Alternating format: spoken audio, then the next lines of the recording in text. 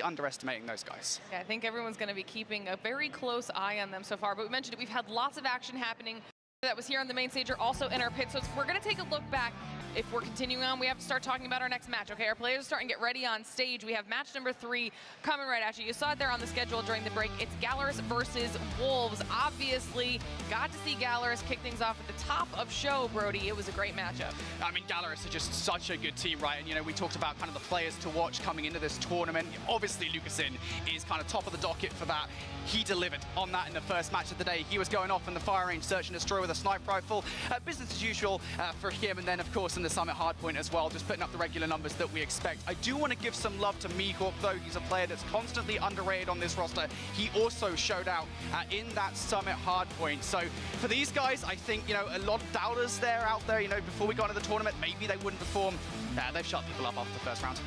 I mean, we heard it in the interview as well, Ton. I think one of the biggest things was the team chemistry. They were saying that at the end of the day, they actually just have fun. And yes, it's still a tough competition, but they're laughing with each other. It's the friendship bond, and that's definitely helpful. And I think that's super important to have in any team, in any game, really. You want to have that friendship. It makes it so much easier just to work together. Because, look, realistically, you have to put these hard hours in, and it's a lot easier if you're spending it with people that you enjoy spending time with. Not all can be said about the casting team, fair play, but at the same time, for these guys, it is just very much that important factor to have that cohesion between each other. Well, this match is not going to get any easier for them because on the flip side of things, they will be going up against our defending champions in Wolves. Ton. So talk to me about this roster. I mean, they're a roster who, yes, okay, they won last year. They are a very, very talented team, but since then they've struggled to kind of get to that level since then, though. That has been the problem. Fulfilling what they were able to do last year has been a little bit difficult. Yeah, definitely. I think, you know, that is just a crazy thing. Just how much they dominated last year, right? They only lost maps to Q9 and Godlike. Then coming into this year, they haven't won anything in their own region. They go to CDSI, and albeit they had a high placement, right? They were up there with the best of the best. They were not the best of the best. And I think that's going to irritate them coming in this tournament. They are going to be fired up to be better.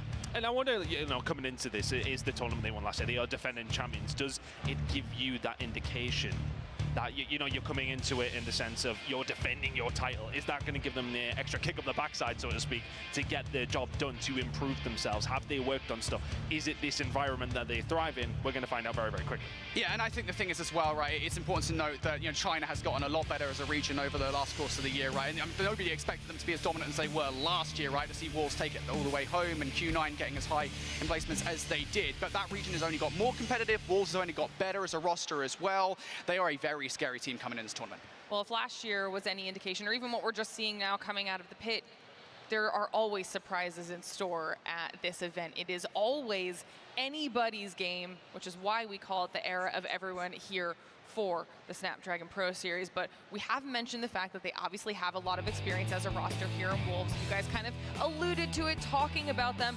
Here is a breakdown of their placements of yore, you know, and it does kind of paint a pretty solid picture. It paints a solid picture, but you're seeing a lot of numbers from 2023 here. I ain't seeing anything at all from 2024, and that is the big problem. Very, very solid throughout that entire 2023 year, trying to Masters first and second, then first, obviously, at the previous event of the World Championships in 2023. Since then, we're not seeing anything, Brody. Yeah, it is just, I think, the raising of the competition in China, honestly. I don't think it's an indictment of Wolves as a roster. I think it's the fact that you have rosters like X-Rock, for example, which were not at the World Championships in 2023, that are, of course, the best team in China, or were maybe before CDSI. You have Q9 that have also gotten better as well. Just the competition in that region is so hot. They are all so good. It's kind of very much more difficult now to do what they were doing back in 2022 and 2023. And then they're going to be facing off, you know, the team in Gallerus, and is Gallerus potentially the next Cinderella story like we saw out of Godlike last year? Or now are they going to be facing off against a region, like you're saying, that even if Wolves doesn't have the place that they're hoping for, they're still going up against a region as a whole that is incredibly skilled? Honestly, I'm kind of surprised that people would even try to paint it as a Cinderella story, because like they did so well at Mobile Masters. Like, are people forgetting that they absolutely stomped Q9 in groups at Mobile Masters? Like, all right, yeah, they got to the grand finals and they didn't have a fun time, but like during the group stage, they were not only competitive, they beat them handily. Like, Gallerus are not a team to be underestimated at all. Well, I think, I mean, we were casting that game and we were going into it, and the favoritism was towards Gallerus. Because of what happened in that group stage game. It was arguable that they fumbled the final just a little bit. So, okay, that's something to go negatively towards them, but they still very much had it within them to win that game and win Mobile Masters. They are very much a team to watch for the win this weekend, absolutely. Yeah. All right, well, one of the final pieces of this discussion is going to be the maps that they've chosen. We have those ready to go, so we'll pull them up here and we'll start talking about it because we're going to be kicking things off here with a Summit hardpoint.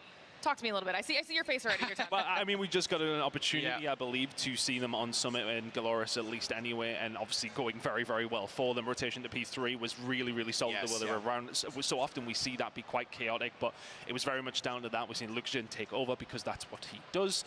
Time and time again, though, we need somebody else to shut him down on this map. If they don't have that, Wolves, it is going to be a problem for them. Yeah, for sure. I will say, though, from memory, I think Summit Hardpoint is a very good hardpoint map for Wolves, so they'll be happy that it's in this best of 3. The thing I want to point out, though, is actually going to be the Seaside Control at the end of this best of 3, of course, if we get there. Seaside Control is going to be an interesting one because it's played so much in the East. If you guys watch CDSI, you wouldn't know that we only casted it like twice in the Snapdragon Pro Series for Season 5 for NA and EU. And I think that also goes for LATAM as well. It's not a map that's played in the West all that much, and so I wonder, going into that map number 3, short of obviously of all the preparation that Galorus would have put into that map, whether or not there's kind of some favoritism towards Wolves there. Well, that'll be fun if we, like you said, if we're able to get to that point when it comes to our best of 3. But that means it's time for me to start picking your brains a little bit here too. Obviously, we've got a chance to kind of highlight both of these teams, their strengths, potential weaknesses, and now that we have the information when it comes to their map pool, I want to get your thoughts on how this is going to play out. Brody loves this part. So this is Brody's favorite part of the entire competition every time. He usually sits on the fence, though. We'll let him go last then. So you can go first here, Ton. Who do you think's going to win? I have not sat on the fence at all. I want Galorus 2-0. I just loved what I seen from them in game number 1. I loved what I seen from them in Mobile Masters the last time we got to see them on an international level. They are a solid team. I'm going to go for a 2-0. I think Wolves haven't necessarily dropped up, but Galorus are starting to rise, and I think it's a good time to finally go up against Wolves and see how they do. Usually I'd just say you don't know what you're talking about, mate. But actually you're talking a little bit of sense, I will say that much. That was a brilliant Galorus that we saw in the first round of play. So, I respect it a little bit. That being said, I think Wolves are kind of underrated somewhat coming into this matchup. I think people are kind of looking at the fact that X-Rock and Q9 have been better teams in China, going, Wolves, yeah. But that is not the case whatsoever. I think Wolves are an absolutely terrifying team. They're so good at hardpoint. They're incredibly good at search and destroy, but pretty much everybody from China. I do feel like this is probably going to be a Wolves victory, but I think the hardpoint's going to be close at least.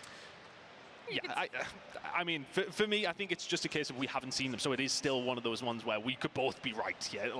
Realistically speaking, both these two teams have it in their locker to give us a good game, and that's all we want. It's early doors. We just want to see some good games. I mean, Brody thinks it's going the full 3. You put it on 2-1. Yeah, this is before I saw the maps, actually. I said it was going to be 2-1, and then I saw it, and I was like, okay, actually, I think this is... I'm going to change it slightly. Sorry, production. Say it's going to be a 2-0. That's kind of where I'm at now. I think, I think the hardpoint is going to be close. I think beating Wolves in a search and destroy unless you elevate is basically impossible. So I think the search and destroy is definitely going to go Wolves' way. I think the hardpoint's going to be close, but I still think it's going to be Wolves. We've been getting a lot of differing opinions up here between our casters on the desk every time, and I'm here for it. I like the debate that we're getting back and forth. We're going to ask everybody at home the same question as well. Who do you think is going to be taking home our 3rd match on the main stage? Will Galorus get a 2nd win so far on the day, or will it be Wolves who will kind of stop that flow that they've managed to start for themselves? We're going to be getting into match number 3 here in just a few moments. Before we do that, though, we're going to give our players a few more minutes to get themselves set up and ready. So we're going to send it to a short break. Don't go anywhere. We'll be right back. Pô, rapaziada, vamos amassar os caras, Henrique. Fala, vamos amassar, meu amigo. Vamos amassar. É isso, mano. Amassa os caras, bora. Fechou. É isso. Bora, fechou? Fechou. É isso, bora. Amassa os caras. Fechou? Amassa os caras. É isso, chefe. Bora. Vamos, rapaziada. Amassa os caras. Que é Galo, rapaz.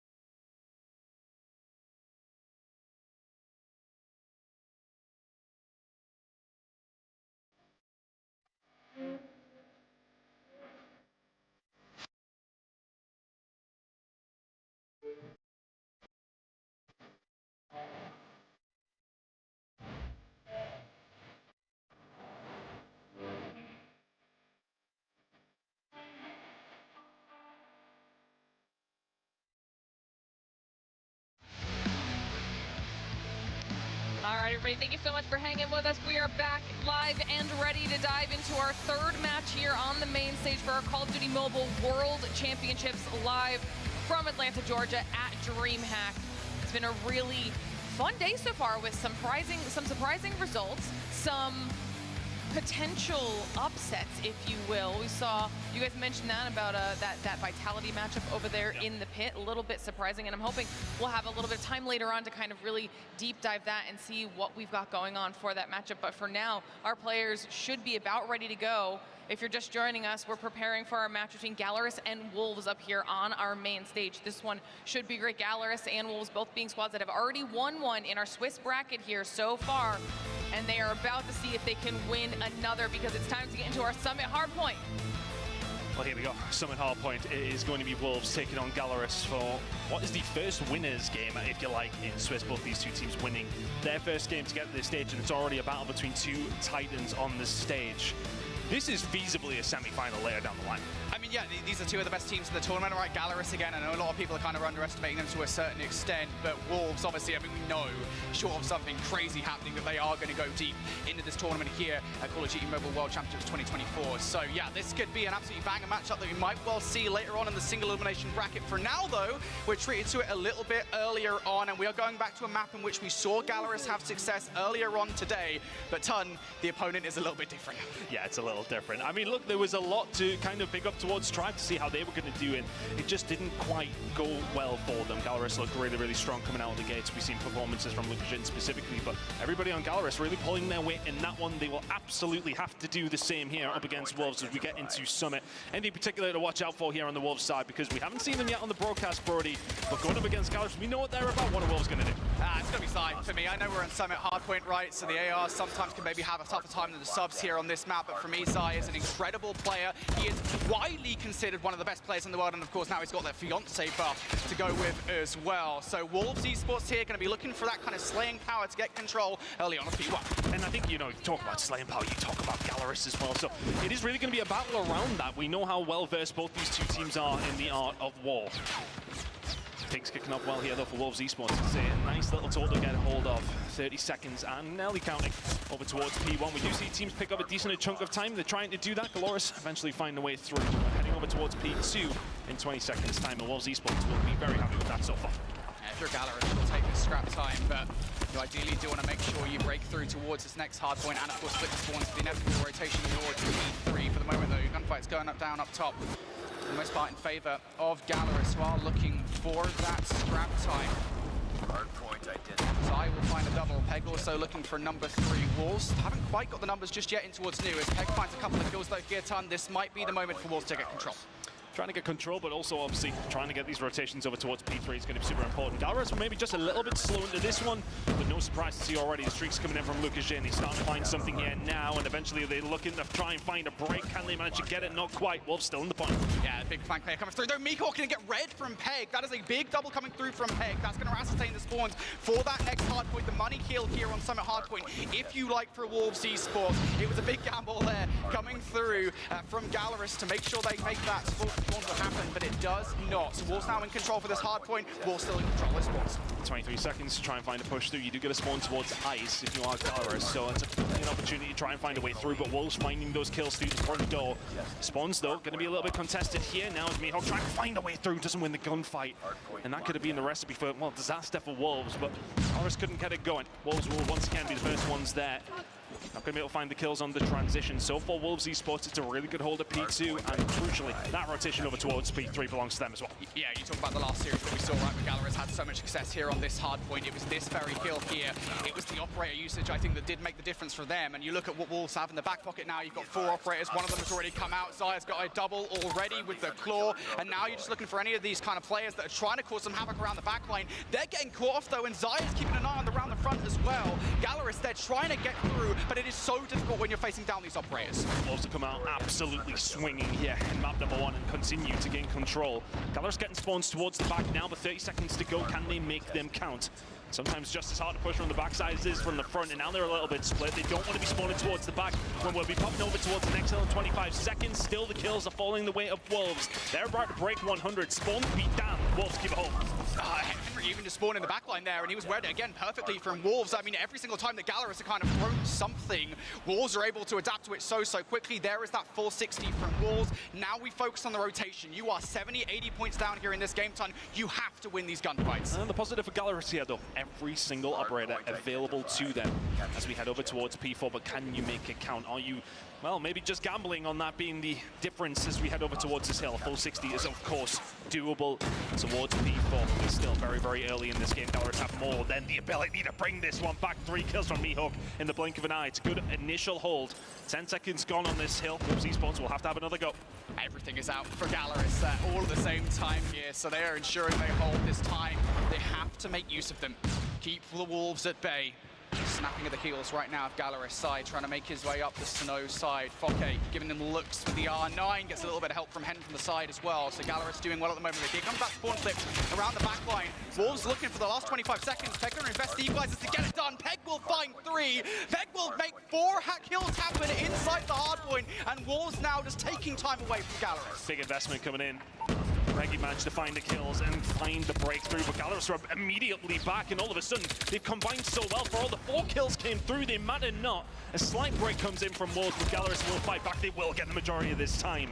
We're going to be heading into a second rotation. It is going to be about a 50-point game in the favor of Wolves Esports, but Gallerus with a really good hold over towards people will give them hope throughout the second rotation. Yeah, you can of course use that hard point if you're a Gallerus. Well, Wolves are called Wolves for a reason, right? These guys are hungry for these wins, and a big win here in map number 1 would be damning to Gallerus. So they're still competitive here in this game. As we get into the next set, though, Wolves are already starting to win some of these opening engagements. All these peak power positions being watched by Wolves. Luke's going to win one fight up top, so perhaps a way in here for Gallerus. Exchanged over towards P1. The thing for Gallerus, you look at the previous rotation of hills, that really did come down to P2-3. That's where they lost a lot of their time, but gained a lot over towards P4.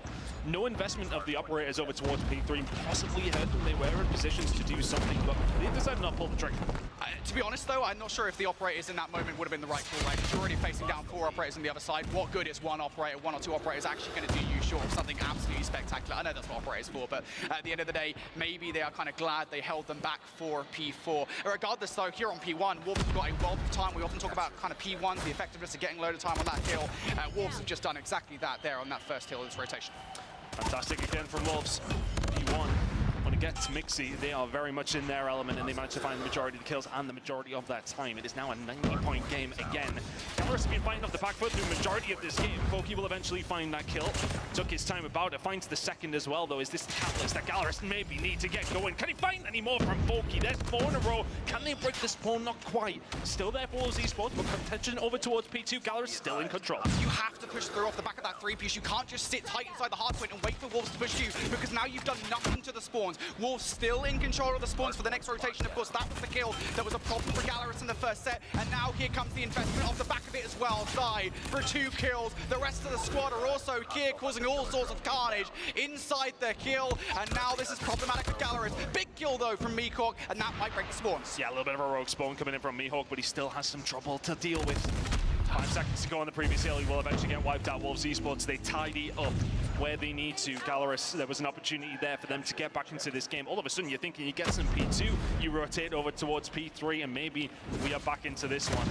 Wolves Esports all of a sudden in a really good position to, well, nearly close this game out. They are going to be around 55 points away from the win, but the investment now coming in here from Gallerus. This is not what we've seen the last time around, but the investment the other side coming in from Wolves. The Sparrow is damning, and Wolves Esports will continue to hold over towards the back end of P3. They are 52 points away from the win. And that might well be one of the moments here at the end of game number 1 that we look to. This might have been the moment the Wolves win game number 1. The investment from Gallerus, they held it back to this hard point. It does not work. Perhaps they can get it done with the guns, though. Trying to push this through. Back spawns here for Wolves still in effect. But as I say it, Gallerus, they all just get cut down as soon as they even look at the hard point. They really do not have many more lives remaining in terms of mistakes that they can make. It has to be perfect again here over towards P4. It was nearly last time, but they need to go above and beyond that. Wolves Esports will make their way through the rest of the map as they do soak up that final bit of time. 2 players staying back there just to make sure. So this will be a hard break to find initially for Wolves, but the hard point is arguably being done across the rest of the map. You are only 9 seconds away by the time we head over towards P4. Now Wolves just dominated Gallerus here in this game. much in the same way, really, that Gallerus won the last Summit Hardpoint in their first match of the day. Gallerus in control. They got a full set last time around. Opening gunfight's also looking pretty good here. King trying to find his way through, infiltrating the top side. Also has help from the rest of the team as well. Wolves, they're on the way. Back spawn still good for Gallerus, though. Is it good enough for the hold? Can they continue to hold? They did have a break come through the previous time we were here over towards P4. They are just about holding on this time around as well. Luxin doing what he can. 26 kills to his name, but looking towards the kills for Wolves Esports. It's been across the board, but Peggy has just been a thorn in the side. He may well be the one to break the straw of the camel's back. They find a way through. Pabsra can find one back. They're just about holding on, but with 20 seconds to go, Gallerus still in control. The close spawns are here for Wolves. They're still 5 away. They're holding on by their fingertips at this point in time. Wolves just 5 points away from victory. There's not a lot of time left to do it inside this hill, but they're just pushing Gallerus back. They're looking for it regardless. Lucas in the Pabs there, and now King, can he do anything? Absolutely not. So Gallerus will hold for that time. And they've actually got a good look towards the next hill as well, Ton.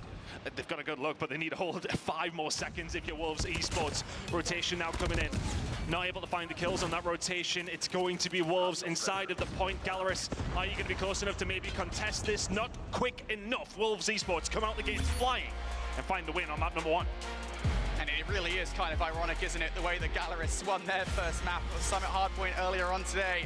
It's almost exactly how Wolves did it right there, right? We often talk about kind of the importance of that rotation towards P3, how much of a money kill that can be, how sticky those back spawns actually are. But I think more than that as well, Wolves knew how important those were and made sure they held back their operators, not once but twice. Both rotations they did it to ensure that that was their hill. Yeah, and I think that was really the catalyst for them, wasn't it? We've seen look, I want to say P2 to P3 was really where they were finding the majority of their success, but Gallerus were letting them do it on P1 as well. For all that, Gallerus did find themselves, what, 140, 150 points. I think 120 of those were on P4 both times around. So I think, you know, you've not got really a lot to write home about if you're Gallerus in that one. That will be a disappointing result for them. Disappointing for the guy who predicted a 2-0 as well. But coming in for Wolves, that is a really good performance to kick off their main stage weekend, if you like. Going up against some strong opposition. Doubters be damned, I suppose. Huh? Yeah, not all of us can do predictions, mate. Yeah, well, yeah. Okay, you want to go there. It's fine. We're only first match of the day. I really shouldn't be doing this at this point. Yeah, regardless, you know, Gallerus, I would want to give them some props, right? Because they were doing the right things. They recognized, you know, after the first set, okay, this is very clearly where we're going wrong. I think we saw that on the second attempt towards P3, right? We're like, no operators in towards P2. There's no point of doing this. We're just going to hold them for a break in towards P3. They tried, and I think it was the 3-piece from X-King with the Sparrow kind of just ruined their day, right? I think they invested 3 operators, and all 3 of those operator uses went down. So that's tough. It happens, but incredible hard point coming out from Wolves. How often do we talk about the efficiency of those operators? It's just so crucial to try and find wins, and hardpoint specifically, you have to make it count every single time, and boy, did Wolves do that. Yeah, coming in with 34 kills, but it was Peggy that it felt like he was the one just making those small little differences. You would see 2 or 3 come in at the right time from him, especially with that equalizer in hand. Never a bad thing to have in the back pocket. On the other side of things, Lucas doing what he usually does. He found that positivity, but I mean, look, he's a guy we're expecting 40s and 50s from, and that's the kind of thing they would need if they want to go on and find a win up against Wolves. They need him to be performing at his best, but it was a tough game. But Gallerus always, I honestly believe they were behind the entire game there. So it's one of those things when you're fighting from the back foot, you're always fighting from behind on hard point. It's not a position you want to be in.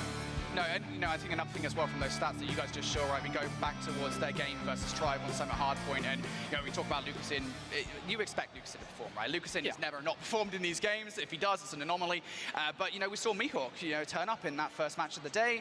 He didn't there. He was just shut down. The SMG presence was definitely neutered in that map, and I don't think it helped them whatsoever, especially on those hardpoint breaks. You need SMG pressure, and it just was not there. So Wolves starting this series strong, and now, Ton, as we get into the second map in this best of 3, the Search and Destroy, you're kind of shaking a little bit, right? Because Search and Destroy, I think China are pretty good at it. Yeah, fairly decent in fairness. But look, let's see how it goes. We have seen some surprises throughout the tournament already, and that is what we love about LAN. We love about these big tournaments, that these surprises can happen in many different ways. Would it be a surprise if Gallerus went on to win this session straight? Absolutely, it would. But both 2 very good teams up on that stage. But I think, you know, if Wolves, for me, in that scenario, they're winning in the way that they did in map number 1, is, I don't want to say it, I would argue it's maybe a bit of a statement win. Coming in up against a team like Gallerus and doing that to them on Summit is a big win to find. Yeah, I think it's a statement win, you know, just in that map number 1, right? Specifically because of the fact that, you know, you go into a best of 3 against any team from China, right? And your kind of strategy is, look, you know, we're going to try to win the search and destroy, but ultimately you kind of need to steal the respawns away, kind of like Elevate were doing the entirety of CDSI, right? And, you know, I think for these guys to not only win the hard point, but win it so convincingly, I think is a statement coming into the search and destroy. I mean, it's just such a massive confidence booster. Not the Wolves need the confidence, let's be honest. But still, this search and destroy, I don't know what to expect from Gallerus. We saw some great snipes coming out from Lucasin, whether it gets itself in position to do so again here on takeoff. It's not quite firing range. They're a little less so here. Let's see what they can get going. It was a dominant map number 2 for Gallerus in the search and destroy we've seen from them on the main stage to kick off the day. They're going to need to find something similar here in map number 2, but we go over towards takeoff. It will be Wolves on the defensive side for the first 6 rounds. We'll switch it up after that, and Neon's coming out of the gate almost immediately. Pabs are taken down. Peggy finds another. 5 versus 3, 5 versus 2.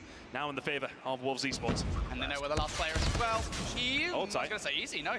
Mihawk actually going to pick up that kill, so this is still possible here from Mihawk. Players were separated. They should come together relatively soon. So on the hunt though, did he just see him? Yes, he did. The pre-aim, now just seen him again. Mihawk for the slide out, and Zai's going to get him with the movement. Wolves starting that round aggressive and strong. Next round. It's that opening pick that comes through. Big fight back actually from Wolves down the right-hand side of the map. They find a couple of kills and maybe had something going, but not quite able to get there with it. So Wolves will find themselves at round number 1. Opening pick caught me off guard, not gonna lie. Sometimes these teams are like that, right? Aggression again. I love this play coming out from Peg, right? Getting control of that area of the map, making sure here that Gallerus are pressed in towards A. That's going to be a problem for later on down the line. For now, though, Gallerus, they're focused on this A kit. They've picked up Neon. This is possible. Where is the opportunity? But where is the potential flank? Peggy now finding himself from behind. Pabstra will get taken down. The other side of things, then they try to push through, and Hen gets taken down also. Mihawk finds one back. 2 versus 2. Peggy will find another. This flank has just been so efficient from him, and now it's all down to Lukashin. Can he continue to just hold this one down? The bomb being defused. He's already dead. The retake from Wolves. So effective. It's all about that flank coming in, though. He finds 2. And that just entirely shuts down the attack from the side of Glorious. Wolves find another round. Yeah, you know what? You know, very often I do see teams there on the defense kind of get into that position, right? That corner building, and just sit there because it's a power position on the map that you take away from the offensive side. I didn't expect him to go for the full flank. That's a very egregious play. But you know what? Props to him. It works out. Gallerus boxed in round number 2. Round number 3, the strategy does not look that different. Taking the exact same spot, but this time he is holding himself back. That's the opportunity now for Gallerus. Worked out for them. Getting onto the site wasn't the problem. Are they going to be able to do it again, though? Wolves will surely have invested a little bit more over here, but Zai has gotten taken down, so all of a sudden the numbers are here for Gallerus, but you're probably not expecting this from Peggy. 1 and 2, it's just so easy. Finding route after route, and Wolves are really relying on him to do the business so far in this search and destroy, and boy, is he doing it. 5 kills to his name, and nearly all of them have been in the back. Gallerus just don't know how to respond, right? They're going to be constantly concerned about a potential flanking player. Xkin kind of gives himself away for 3 there. Very wide peek through. Here comes that flank from Peg. It's read by Mihawk, but it does not matter. Peg's going to win that gunfight all day long. Numbers still favoring Wolves here, and the routes being taken from Peg right now. So frustrating. Oh, a second for free. Fokke down for the count, and an extra couple of love taps as well. This on the cards. Peg will jump around the corner. He won't be able to find it. Found 4 in the round. And has it actually solidified it for his team. Trying to just play with Pabs right now, who's in a whole lot of trouble. That's a quick 1-2, and that is 3 for Wolves. In a row on the defensive side. Dominant, especially from Peg, who is just a thorn in their side consistently. It's kind of like Gallerus are playing stuck in the mud, right, at pro level at the moment, right? You know, they lose that first blood, and they're just like, well, we're just going to freeze like a rabbit in headlights, and Wolves are just able to play around that so well, and nobody does that better than Peg. We've seen that through the first 3 rounds of Search and Destroy kit. Same kind of route being taken, but the adaptation has been made this time around from Gallerus. They've got a player and wait there. I believe that's Lukashin, waiting to take Peg down, but Peg's adapted this route. This is so damn annoying if you're a Gallerus player, because you're not going to know about this. Lucasin isn't prepped for this. Which way is he going to come from? That's the side of things that Gallerus have to figure out. But right now, Wolves sitting tight. Peg will find another though, and he is just being a right pain right now. Gallerus need to figure out what he's doing, and he will eventually. They take him down. So even in the playing field, and maybe then some towards themselves, because Peg is no longer alive on the map. 4 versus 4. Time is ticking now, a minute to go. That's that importance of the adaptations coming through from Galaris. They're learning. They've got the numbers. They do have to pick up the bomb if they want to take it somewhere. Neon now looking for something on this side of the map. Could well slow things up for Galaris quite significantly. First snipe's going to whiff though. Almost gets a look at a second though. Pabzera's going to punish. Mihawk will follow up with yet another one. Now numbers even more so favoring Galaris. Big kill coming through from X-King though for that power position. Important that he found that. A 1 versus 4 would have been very different to the 2 versus 3, but Galaris are letting that time tick down. Not necessarily trying to make any silly moves. He will go down X-King, and eventually King will be left on his own. Galaris have slowly but surely worked this round out in their favor. I think getting rid of Peg early doors was, well, a big mountain to climb. They eventually get over it and have then starting to walk away with the rest of this round. Really good job. Oh. King left on his own. Hold on. Uh-oh. He has time. If he peaks at the right time, then all of a sudden you're in a whole lot of trouble. Did the shot go off? Did they get the notification? The bomb will go down anyway, and they will find the round. Galaris eventually get themselves on the board.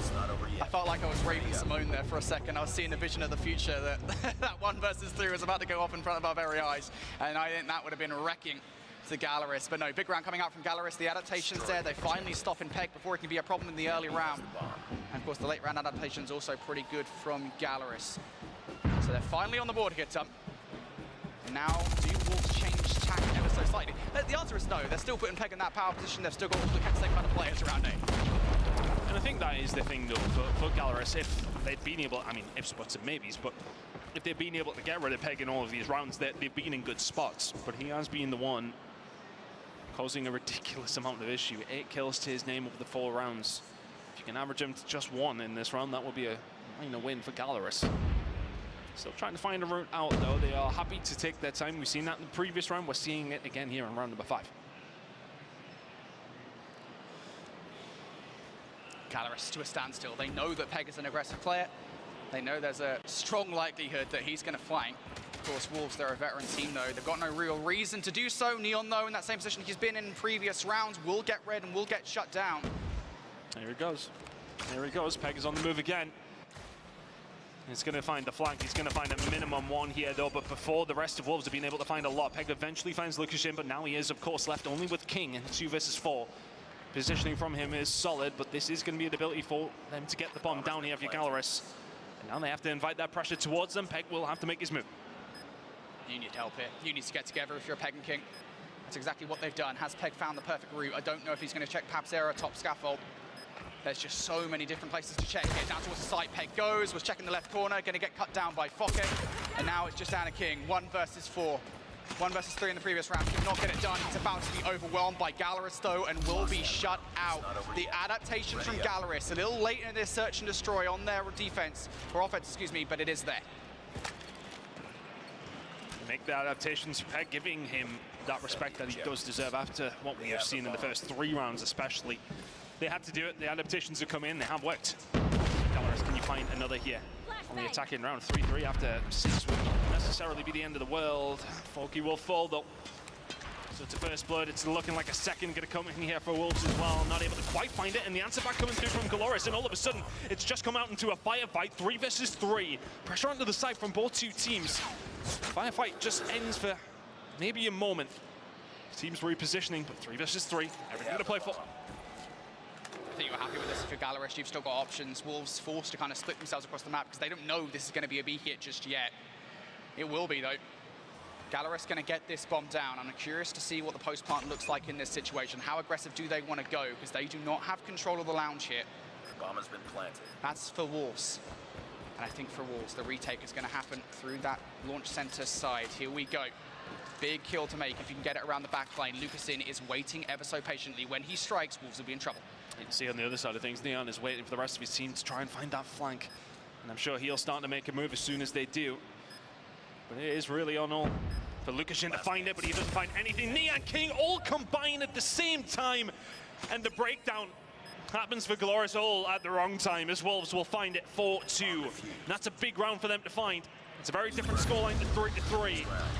The Wolves will take a hefty advantage heading in towards the other side. They're now onto the attack. Glorious on the defense, but 3 kills in the blink of an eye. They find that final round. You've heard of synchronized swimming. You ever heard of synchronized retaking? Bomb acquired. Wolves getting it done there. Is that the Olympics? It's in the COD Olympics, I'm pretty sure. We got our own things. There's a lot of things there. Clutching up is one of the things that we got up there. Regardless, Gallerus hit on the defense, getting aggressive early on in this round, trying to make Wolves unsettled, and they're going to win the open engagements. Fokke is hungry for more kills, and he will dethrone the king. Nian now just waiting to capitalize on that aggression, but that was the perfect time for Gallerus to just ease off a little bit. Oh, good shot coming in from Nian. He is eventually going to get picked up, and then here is Peg all on his own, playing that island. Right now, though, very little information, no bomb, not many hope of a prayer, to be honest with you. We have seen him take over in the search and destroy so far for his team, and now he has been found out. And this push will not find a kill. Big round for Gallerus to get back there. After previously were in such a good position, they lost it out. Coming out with a quick one like that can very much gain some momentum back in your favor. And I do really love this from Gallerus, right? They are throwing very different looks at Wolves. I think the first 3 rounds of this search and destroy were relatively kind of monotone, we'll say, right? Wolves were playing them very easily, but Gallerus, I think, have gotten a lot better over the last few rounds. And now for Wolves, the adaptation needs to be there. Gallerus, a little bit different once again. They rely on Fokke moving forward here with the R9. If you can back up even 1 kill, the information that Wolves will be going towards A is invaluable. And of course, that mid-map presence too. There is that opening blood from Fokke. King down for the count. What do Wolves do? Trying to make their move. They've been aggressive through towards that A side again. They find the pick, they get out this time. Last time they gained control of their side of the map. They're happy to give it up towards Wolves this time, but the numbers were there. They are no longer. It's a 4 versus 4 as Pabs will get taken down by Nian. That will open things up a little bit here for Wolves. Nian going to find more. He does get traded out though, so now 3 versus 3. Peg looking to be a nuisance here, as he has been so far here in this takeoff search and destroy. Does he do it? No, gets sandwiched between Lucasin, another player there from Gallerus. Now numbers once again here for Gallerus, but that information here for Wolves should be good to get the bomb down on A. Yeah, they would have found a couple of players over towards there. Now they are checking their corners, they're dotting their I's, crossing their T's. And maybe just taking too long. Here comes the grenades, here comes the utility, here comes the rest of Gallerus. This bomb is probably going to go down and does. But the pressure is going to be there. It's going to be on for landing pretty early. Zai will find one. He cannot find another. Lucas will find one. It's now a 1 versus 2. Just play your life. Your ex-king. Play your life perfectly. That's the first kill versus Lucasin. Now the dance around this box. Fokke's going to get it done with the R9. A powerful weapon, even more powerful in the hands of Fokke. Gallerus, yet another important round on the board. Lost that round. They're finding these rounds and making it a game. Realistically speaking, though, I don't want to discredit Wolves in any sense of this game at all, but when Peg hasn't found those routes, when he hasn't found those moments, they haven't found many rounds. He has been a catalyst for everything good that Wolves have been doing, but he hasn't really been it. That's the problem. Gallerus starting to combine together a little bit more. It is still 4-4. These 2 teams are still evenly matched, but Peg has been shut down, and it's somewhat stunted Wolves' growth. Just the adaptations from Gallerus. Feels like after the first 3 rounds, they kind of turned their brains on somewhat in this search and destroy. Fair play. Well, he had 8, what did he have? 8 kills after 3 rounds. Now after 8, he's got 9. And doing the same thing as well, round after round. So I think for Gallerus to finally kind of take note of that and do something about it, fair play.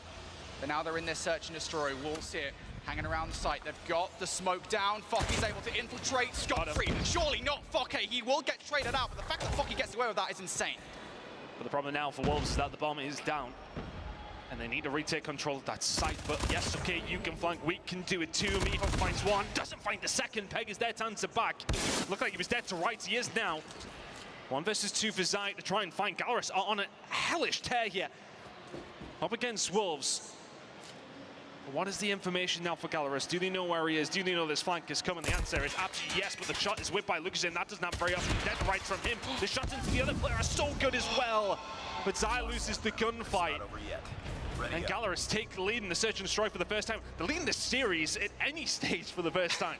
And the thing is, Zai had Lucasin very weak, so he wins that gunfight there. He swings left. I don't think there's a chance that Lucasin is winning that fight, so that would have been a 1 versus 2 from Zai. Gallerus now, what is this, 4 rounds? 3 rounds of bounce, something like that, insane. Gallerus have been doing incredibly well. They've definitely shut up Wolves somewhat. Wolves now, different looks towards B. They should know that Lucasin is located here towards this backside. And just, even the shots, even though they don't really connect all that much, that is enough to send Wolves away. Gallerus won every single defensive round so far. If they can keep this up, they will win it within the regular time. It's been hard for Wolves to really break that line. Gallerus have been aggressive maybe one round. They're finding late flanks as well, and it's really hard to read them. It's hard to distinguish where they could be coming from, and this is maybe something that they don't expect. No, they do. Pazra will find it. Second kill could be absolutely massive as well. Folky will turn it onto Peg, and all of a sudden, Wolves are falling apart. Gallerus are doing sensational work here in the search and destroy. This would be defensive round number 4 win in a row. If they can clean it up, that kill eventually does fall down. It's down to King in a 1 versus 3. It's not looking likely, and Gallerus could put themselves on that point. And he's been here before. Not once, not twice, but now 3 times. Here's the 3rd time the charm here in this search and destroy. He's going to be able to get the bomb at the very least here. It's going to give him a little bit more options as to how he wants to play this one. If he can maybe find a pick before he gets that bomb down, that'll make this significantly more palatable. This really does feel like a stealth mission in a video game, doesn't it? He's got to get through completely unseen. Here we go. Trying to make the move. The shots are just so crispy. It's 4 in a row from Gallerus on this defensive side. They are reveling in these moments where they just sit tight and wait for Wolves to make their move. Peg had a better round of things there, but Wolves have been leaking rounds time and time again over the, well, their attacking side. They really have struggled there, buddy. Now Gallerus on that point. He would have thunk it. Again, we know that Elevate took the search and destroy away from Wolves CDSI. It does not mean they're a bad S&D team by any stretch of the imagination. For Gallerus to do this would have been an insane achievement. Here we go. Henry Cat, aggression off the start of this round. Are they going to anticipate Neon? He was waiting patiently in the corner. No, they don't. Lucasing goes down for the count. Good trade from Pabzera, though. But if you're Wolves, I mean, you've got away from this. I know you don't have the numbers, but at the very least, you can get the bomb down. Yeah, I think, you know, finding that kill on Lucasing there was so important for them. It was on the other side of the map to where the pressure was coming from. So they open up a door, but Peg doesn't find it. Folky shuts him down. And all of a sudden, a 4 versus 3 for Gallerus. Or 4 versus 2 now. Are they able to get the job done here? This would be 5 rounds in a row to close the search and destroy. I'm somewhat confounded there as to why Peg is pushing so far away from his team. Maybe kind of the advanced guard to try and get some control over A, but still, play with your team. You don't have numbers in this situation. You've made things infinitely worse for X-King and King.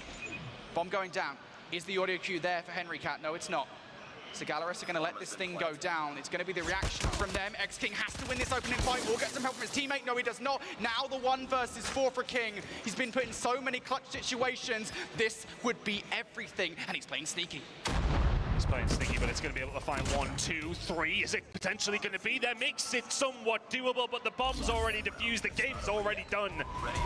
And Gallerus will find a search and destroy against Wolves in somewhat convincing fashion. When Wolves come out swinging in the search and destroy, again, Peg was dominant.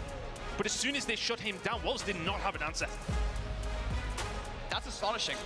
Again, you know, we've got to shout out Wolves because their search and destroy over the course of the 2024 season has been immaculate, right? I mean, they're just so good at it. Again, I mean, I know that kind of applies to every team from China, more or less, here at Champs, but still, they're so good at it. Their search and destroy is usually pretty deep in strategy, but you're right. I mean, it does feel like early on they were very kind of one note. Peg was just getting aggressive, and albeit there were slightly different looks, right? Sometimes Peg would take an alternate route, sometimes, or route, sorry, I'm not American. He would sometimes take an alternate route, sometimes he would play a little bit slower, but ultimately kind of the play was the same. And once Gallerus adapted to that, once they changed tact and threw different looks at Wolves, I don't know, it kind of felt like Wolves didn't know how to write, almost like they didn't expect this kind of depth of search and destroy gameplay from a team not from China. It felt like there wasn't a plan B. Yeah. And that was the problem for Wolves, because what they were doing in the first 3 rounds was fantastic from them. They found themselves the 4-2 lead heading onto the attack. They didn't win a single attacking round. And that is just not good enough. Gallerus is going to take that one away. A huge search and destroy win. I mean, look, fair enough. Really good attempt from King towards the end. But too little, too late. And Gallerus tied the series up and will send us to a seaside control to close out this series. Anybody's game now. Just process this for a second, folks, right? Because we didn't expect this whatsoever. This is not how we framed this series. I mean, my prediction... Hey, I said 2-0. Okay. Yeah, you said 2-0, but you're a you. But, you know, I don't think anybody expected this to go this way, right? Where, you know... Right now. You're right, mate. You know, you're pretty brainy. I'll give you that. I don't often compliment you, actually. I mean, you're just straight up lying on main stage. Okay, fair enough. Look, I mean, well, we expected a good game between these two. Maybe not in the order that we had it. Okay, well, that's the thing. You know, if Gallerus had come out and won the hard point, then you're like, okay, well, fair enough, we're going to map number 3. But to win the search and destroy is is the real sticker here for both these two teams. For everybody else, it kind of puts Gallerus into that realm of, oh God, are these guys really that good?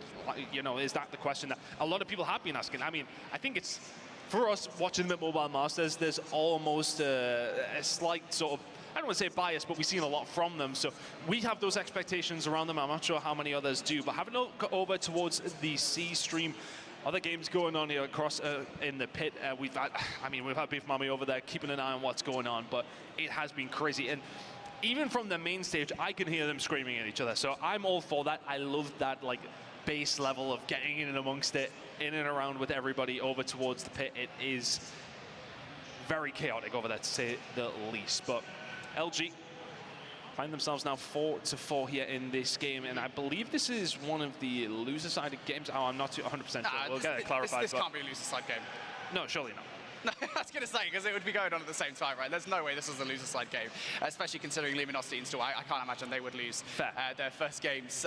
But I know we had like that kind of upset with Vitality. I don't think that these guys will have been upset in their first slot of the day. Regardless, this should be a good one. Shout out to Verdict and Mustachio, by the way, who I believe are casting the C stream at this point in time. But yeah, I mean, these games, these are going to be the close ones, right? Store, we've kind of had this discussion about them being like a dark horse roster. They are my dark horse pick, by the way. I think a lot of people are kind of not talking about Store. I know Elevate have just won CDSI, and so everyone's like, oh, Elevate are amazing, which, I mean, obviously they are. But Stalwart, I mean, what, top 4 at Mobile Masters? We were having that conversation saying, like, hey, why aren't people actually talking about them all that much? Because they've been kind of snapping at the heels of Elevate in the Garena region. So definitely, I think a team to be feared, and for LG, I think they're going to kind of have their hands full in that best of 3. You keep an eye on that game over on the C stream. We've got B and D going on as well. All the games are being streamed. You do not want to miss any of it. And you don't have to, because it's all online. Lovely. If you're joining us here over towards the A stream, we have a hell of game number 3 coming up between two Titans, two of, I don't want to say two of the favorites necessarily, but two of the contenders at least, meeting here already in the second round of Swiss, and it has set us up very, very nicely as we head in towards a seaside control. Not something a lot of you at home on the English side of things maybe see too much, but we're going to see it here plenty this weekend as we head in towards it. Keep an eye on those spawn traps. It is so influential on both sides of things. It's about the teams who can find that pressure in the middle of the map and make it count. Yeah, and you know, the interesting thing here about Seaside Control in COD Mobile comparatively to what it was in Black Ops 4, for those of you guys who follow CDL side, is that the control points are slightly different, right? The control point was in Church back in Black Ops 4. Here it's in the Winery towards A side. So it's a little bit more favorable towards the offensive side, but it is game number 3 focusing Wolves Esports and Gallerist. Gallerist have been underrated here in this tournament. There's time for them to prove why they're not. Opening salvo goes Wolves' way. And could that be and on the coffin nod of Gallerist find the kills on the other side of things? So you just want to ease that pressure every single time they've been able to do so. Wolves' opening break was slightly beneficial towards them, and now it is about just trying to pick them apart of your Gallerist. The attacking side to kick things off is not an easy beast to try and deal with. But pressure over towards B, that's where they're going to really try and get this round going for themselves. Wolves just still holding up top. Gunfight's being won by Gallerist as well here, and you kind of start to juggle that question, right? Do you actually want to invest resources into defending B? I would be kind of cautious about losing A. Already you're starting to see Meathawk on the minimap get control of Winery. Big 1v1 over there, which will go the way of X-King, but towards that potential spawn trap now. Gallerist starting to win some of the gunfight. Peg is there. He's been a nuisance. You've got to deal with him before he can cause any kind of havoc, and Peg will find one before being shut down. Although I expect the second though, Zai is going to be here, can find one. May well find something off the respawn as well. They're going to be in and around him. He's able to find another. But that maybe just disrupted what Gallerist were doing so well over towards B. They do get a hold of that now. The pressure coming over towards A. Very much within touching distance. Next couple of gunfights are going to be crucial. No spawn traps going on now, but the gunfights are being won far too easily by Hen. He's going to be able to push through. Finds a third. It's Volky who picks it up. But the pressure's starting to come in through now from the side of Gallerist. But how on earth are you finding 3 there? If you're X-King, break it wide open. There's the 4th. Back to your spawn you go. Yeah, just R9 things, by the way, or rather X-King things. Pretty good with it. It would seem Wolves Esports, off the back of that heroic play from X-King, will clear out the point and send Gallerist back to square one. They're going to attempt to try and go the exact same route that they did previously. Big double coming through from Peg on the mini-map as well. Gallerist now looking for a way back through. It's just so difficult when you're kind of just buying heads down what is ultimately a very, very small lane. Close quarters engagement here would favour Wolves, especially with that R9 facing you down. Feels like the next couple of gunfights are going to be so crucial if you lose them if you're Gallerist. all of a sudden you are in a really, really tough spot. But Lucas will find two. Peg now starting to make a move to maybe potentially find a flank or at least some spawn kills, but a couple of kills going to go through from either side. It's all about these wipes. If we can potentially find them, it feels like Wolves are the ones getting the better of things. But Gallerus have made some inroad, and they've made more than that. Mehook finds two, Pazza will find one, and all of a sudden the floodgates are starting to open. Sai will find two before going down with the War Machine. But an opportunity now for Gallerus, 9v8, 30 seconds to go. Yeah, they've got through for a look at the very least. As you said, 30 seconds on the board here. Henricat going to get that Sparrow out. Is it going to be good enough? Potential flanking play. It will be a little bit late from Pabzera. Never mind. On the other side, there's a bit of a better Sparrow. It's X-King. Doesn't matter if it's with the R9 or the Sparrow. He is going to find these 3Ks, these 4Ks. It wipes out Gallerus, and now they are reliant on some kind of value from this flank from Pabzera, especially as the rest of them are going down. Pabzera will pick up one of those kills, but there's the shutdown coming through. Can anybody through the front line get through from Gallerus? No is the answer. I would say what a round from Wars, but I want to say what a round from X-King. Found those moments when he needed to. 11 in the round from him. And I think that's just the difference maker, isn't it? Made sure they invested those moments very, very well in terms of the operators. We've seen that come out, and of course, we've seen the R9 as well from X-King when he picked up 4. And that was the moment where it looked like Gallerus were maybe able to find it. But all things considered, not a terrible attacking round from Gallerus whatsoever. Can they have an effective defensive side here as well? They've given a B pretty much immediately, and will be investing nearly everything over towards the A side.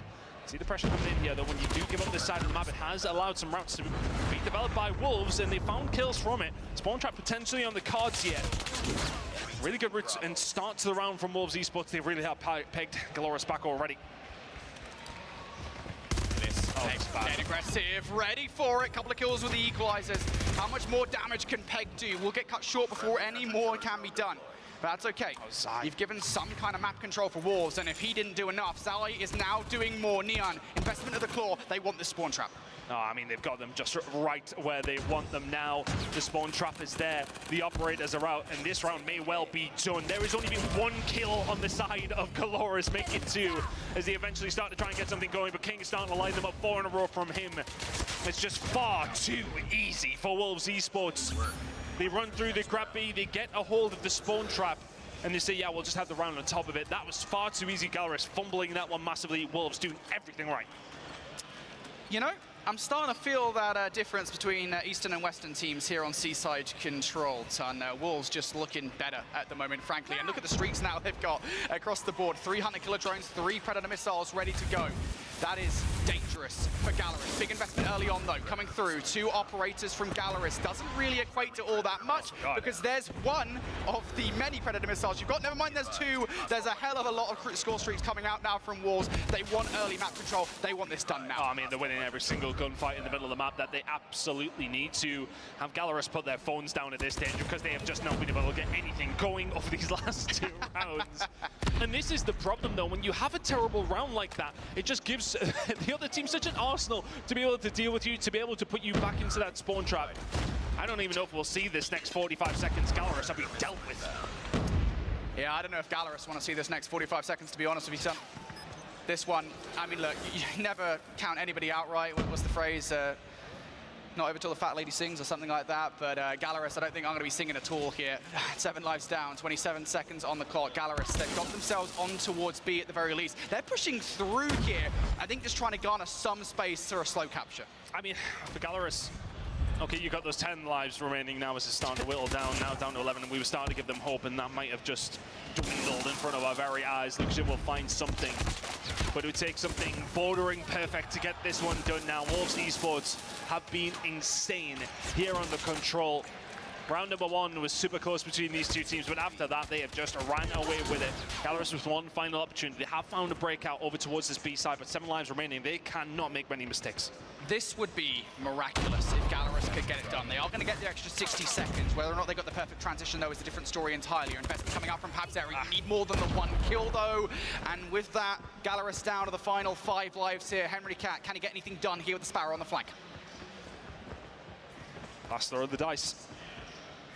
Need to find something on Neon. Is just so aware of what's going on. Hen will find 1, but that is it. In a 13v2, this game is over, and Wolves Esports have proven their mettle here on Seaside Control. Gallerus never really able to compete. I don't think a 2 versus 13 is necessarily on the cards, as Peg will find another Wolves have dominated this game in map number 3. Hell of a series between these two, Brody, but this one is done. You know, there's always that morsel of hype. No, stop it. Morsel of hype, right? Mihawk, 1 versus 13, easy peasy, lemon squeezy. Nah, never mind, it's done. Galaris, done in game number 3. A dominant end to that series for Wolves. And, you know, it was a weird series all the way through, right? We expected a close hard point. We expected the search and destroy to go Wolves' favor.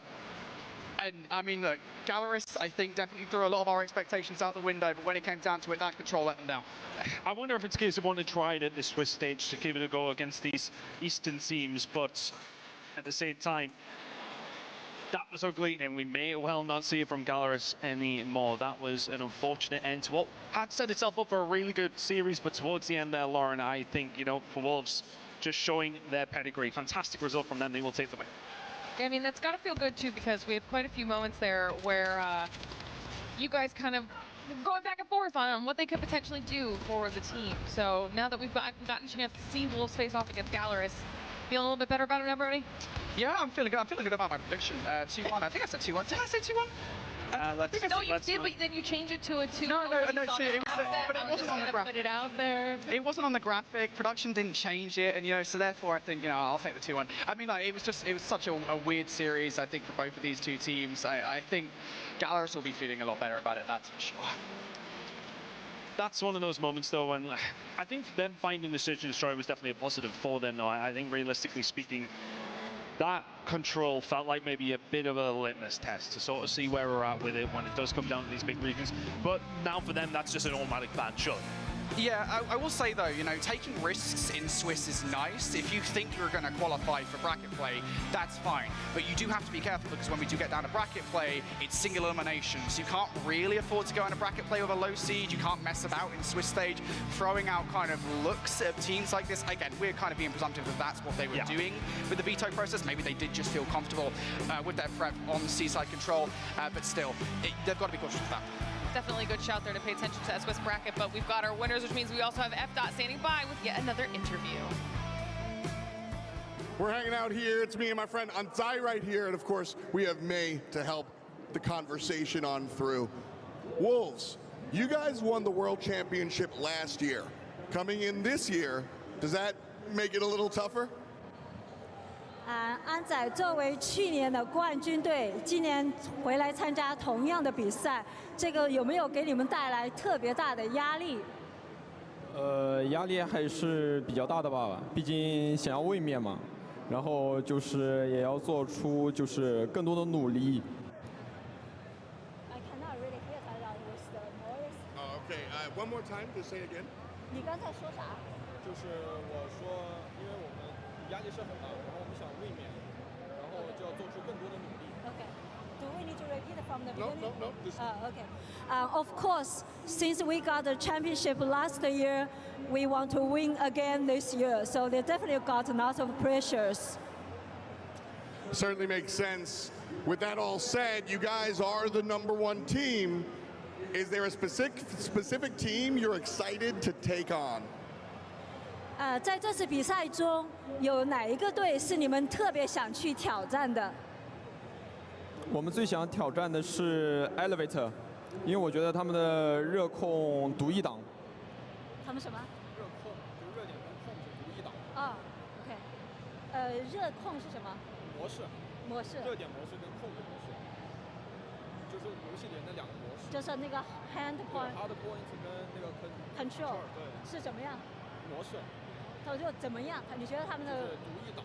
独一档就是特别是吧？特别厉害。Okay, so Elevator definitely was the team they want to challenge because they are hard points and the control are very unique. Excellent. Thank you so much. It's real loud here at DreamHack, so tons of people in the audience, and of course we've got other games going on for sure. We got Beef Mommy hanging out. She's going to update us on some other stuff. But first, let me take a selfie. All you, Beef Mommy. Man, the East is looking real good, but of course the West is still kicking and fighting. And speaking of the East, One of our last matches actually ended over here at the D stream. We have Elevate versus Q9, where we saw such a great showing from both of these teams, ended in a control matchup. But Wolves already said it, they're actually looking at Elevate because they were the CDSI champs, and this was essentially a rematch of what we saw there, and it's still Elevate coming up on top. But of course, still a lot more matches lined up for us today. Again, East doing really good. The West needs to go and step up. But for now, let's take a quick short break. The Snapdragon Pro Series is brought to you by Snapdragon Elite Gaming, Monster Energy, DHL, and the United States Air Force.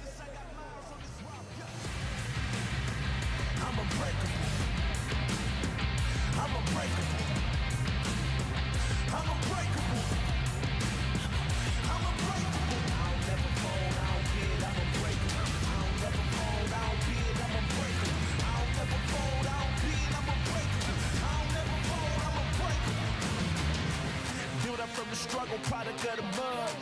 I was made to get it, not to fold and run. Yeah, turn my back to critics cause I'm one-on-one. And I don't go back on my word, it's a one and done. Hey, I overcome whatever obstacle I'm given. I'ma jump, only the strong survive the tides where I'm from. Ain't no jumping ship, win and stay and fight, we don't run. I'm unbreakable. I'm unbreakable. I'm unbreakable.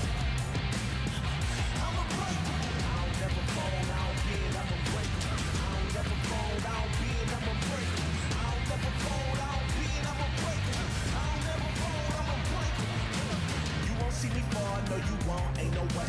I stay up in arms, don't you underestimate. I've been surviving all my life with the will not to break. I was built different, I'm a tank. If it's one thing I'ma do, that one thing is win. I don't start nothing without finishing. School of hard knocks stole my innocence, but I'm alive cause I always trust my innocence. Pressure makes diamonds, I'm a whole baguette. Already climbed up to the top, but it ain't over yet. I'm flexing cause I got the world on the shoulder press. I only know the best. And I'm here because I'm unbreakable. I'm unbreakable. I'm unbreakable. I'm unbreakable. I'll never fold, I'll bend, I'm unbreakable. I'll never fold, I'll bend, I'm unbreakable. I'll never fold, I'll bend, I'm unbreakable. I'll never fold, I'm unbreakable. I'll never fold, I'll bend, I'm unbreakable. I'll never fold, I'll bend, I'm unbreakable. I'll never fold, I'll bend, I'm unbreakable. I'll never fold, I'm unbreakable.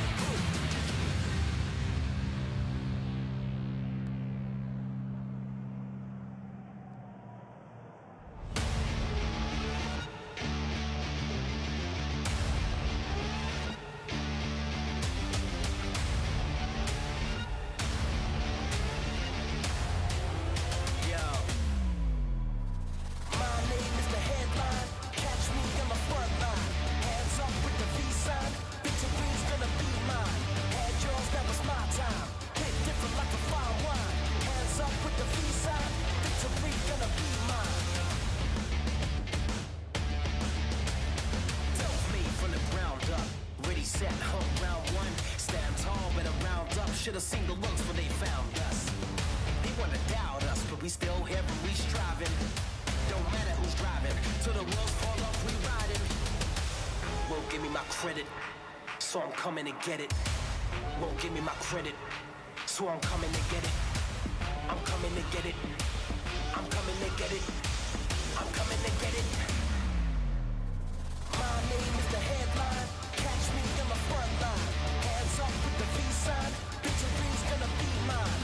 Had yours, that was my time. Hit different like a fine wine. Hands up with the V-sign. Victory gonna be mine. Yeah, my time is coming around. Ain't nobody keeping me down. Yeah, I'm the king with the crown. Hands up with the V-sign. Victory's gonna be mine. The king of kings. Imagination of a majesty. There ain't no challenge. Just another flawless victory. Give me my credit, so I'm coming to get it.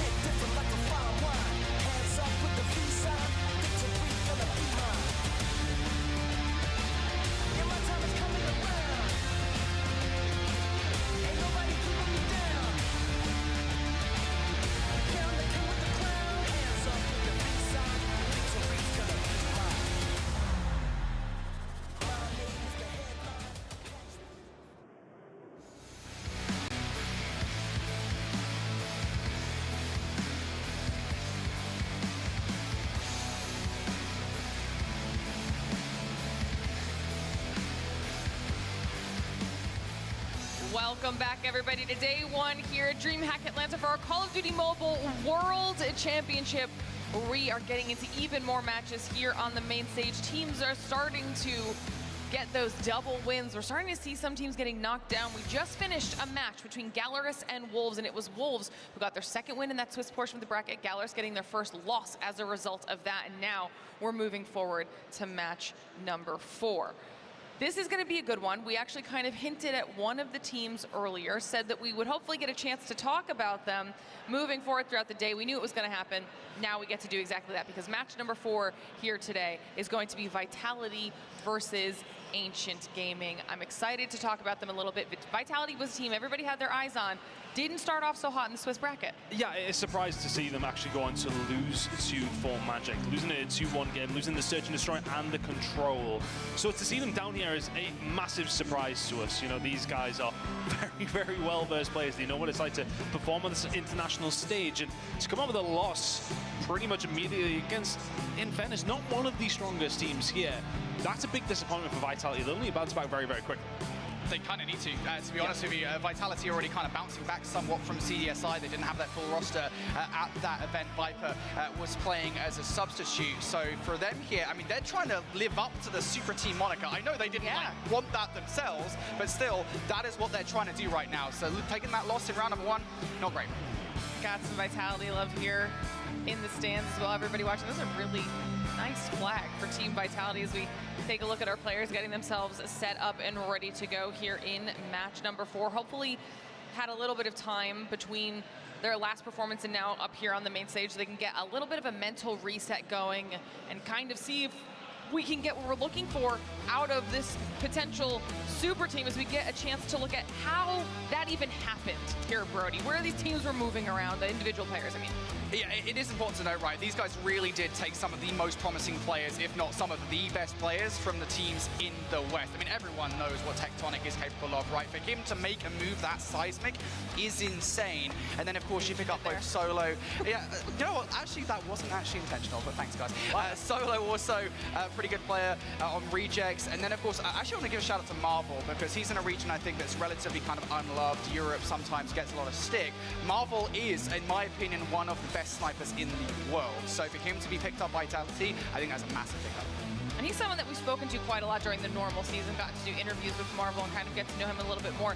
That's why all of these moves were so important storyline-wise, because they were all players that we recognized from massive squads themselves. Yeah, but a huge move for him specifically, I want to say. You know, for the region, we touch on that ourselves. I mean, again, it's hard to shout for them for the most part at these tournaments. It is difficult, but for him to make that move, for all these guys to make that move to that region, that's a huge step for them to make. Not just in terms of the actual team, but like logistically, like to go and make that move to move to that kind of region in that area. Yeah. That's massive for a European player. All these players who kind of put together as this like kind of Frankenstein team, like super team, that was a big moment for them to all kind of commit to under Vitality.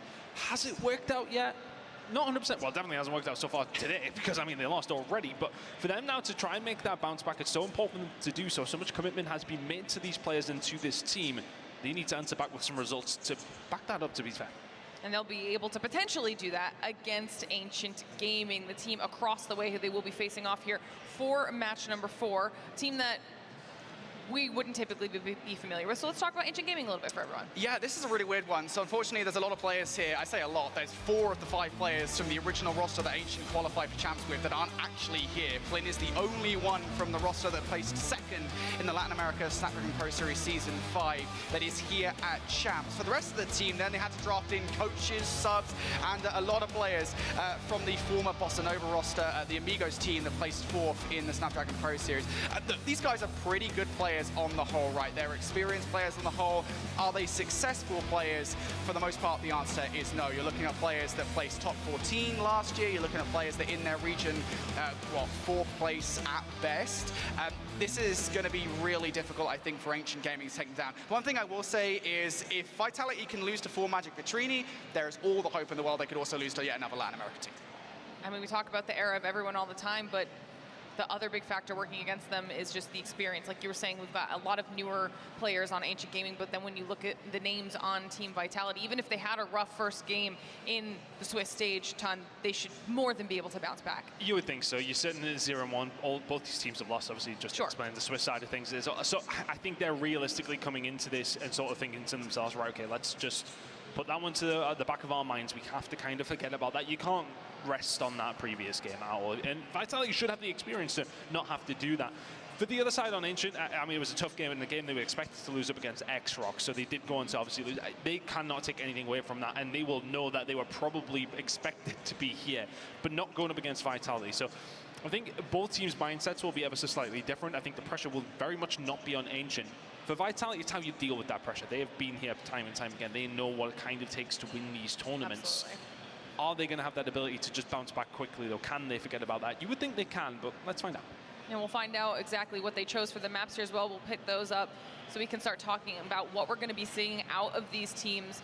We have been seeing a little bit of repeats when it comes to regional choices in their map picks, but we start things off yet again with a Summon Hardpoint. Yeah, you know what's funny actually? We've been gassing up Hacienda Hardpoint as like the go-to map for everybody this entire season. Apparently everyone loves Summit now, and for good reason. If you're Ancient, because this is a huge, kind of map pick for them. I think they're 3-0 in it in the Snapdragon Pro Series regular season, albeit, you know, does that really count because it's not the same Ancient roster?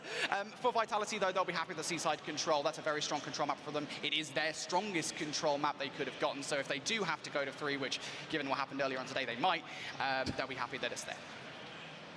Yeah, I mean, realistically speaking, Vitality should just feel so good about this matchup, full stop. I think it's not necessary for the maps for them. It's going to be an opportunity to get some more reps underneath their belt. We don't want to talk about that too much to Swiss, but it is realistic for them in this situation. They wouldn't have expected to be here, but I hopefully are on something comfortable for them, and I feel that is the case. So, yeah, let's see how it goes for them. All right, well, you know, we've got the information here. We've got those picks coming through for the maps. We've talked about the teams a little bit.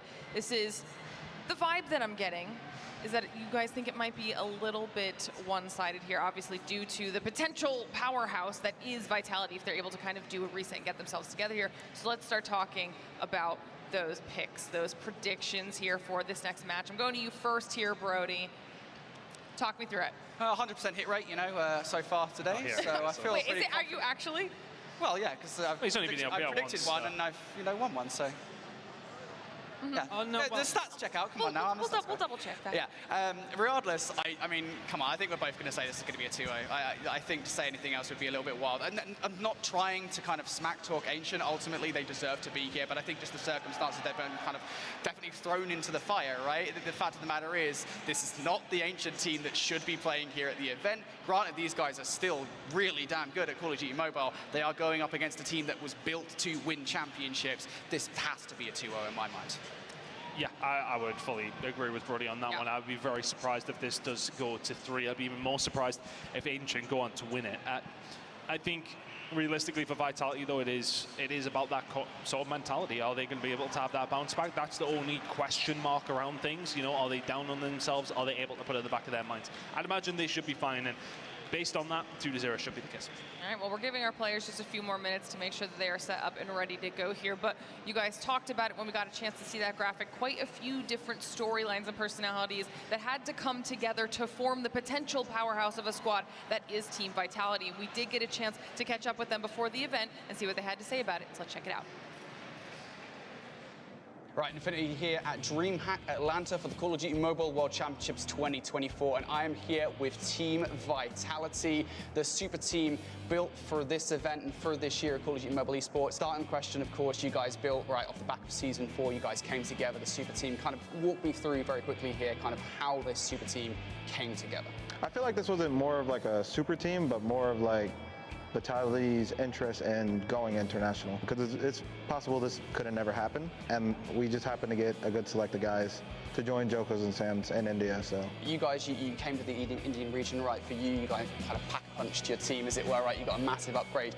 What has it been like for you? Obviously, you know, you're now the best team in India. I mean, for you guys, of course, as kind of making that big change, and for you guys coming to India and immediately being the #1 team. I think it meant a lot to like Sams and Jokos, making sure they're #1 for the first time in India. But all of our goals were always set to champs. So we knew that winning regionals obviously was very important, but you don't want to be the best in your country, you want to be the best in the world. So just really focus on that. When we told me on the call that we're getting these guys, I was really excited because I know these guys are really experienced. So I knew this team was going to be fire. First, I didn't believe him. I was like, really? I thought he was just lying to us. But when I actually spoke to these guys, I was so excited. All right, well, look, there's a massive field of competition here at Champs, arguably more competitive than there has been in any other Champs in history. Is there any particular team that you guys would like to face? I know you're probably all going to have different answers here because you've all come from different regions. I mean, all individually then, is there any team that you guys want to face? This is the team that you want to take down. For me, as a personal level, Animes, they're friends. Yeah. They're all friends, so gotta show them who's Papa. After I think, I don't know, one of the West. Because in the East, everybody's so lovely. Yeah, everyone's really nice in the East. Everyone's Like, so nice. it's hard to hate any of the teams. Yeah. Obviously, you guys play well at CDSI, but what's kind of the thing that you guys have been focusing on ahead of Champs? Obviously, the things that you guys have been looking at, this is where we need to improve to make sure we are going to be the team that wins Champs.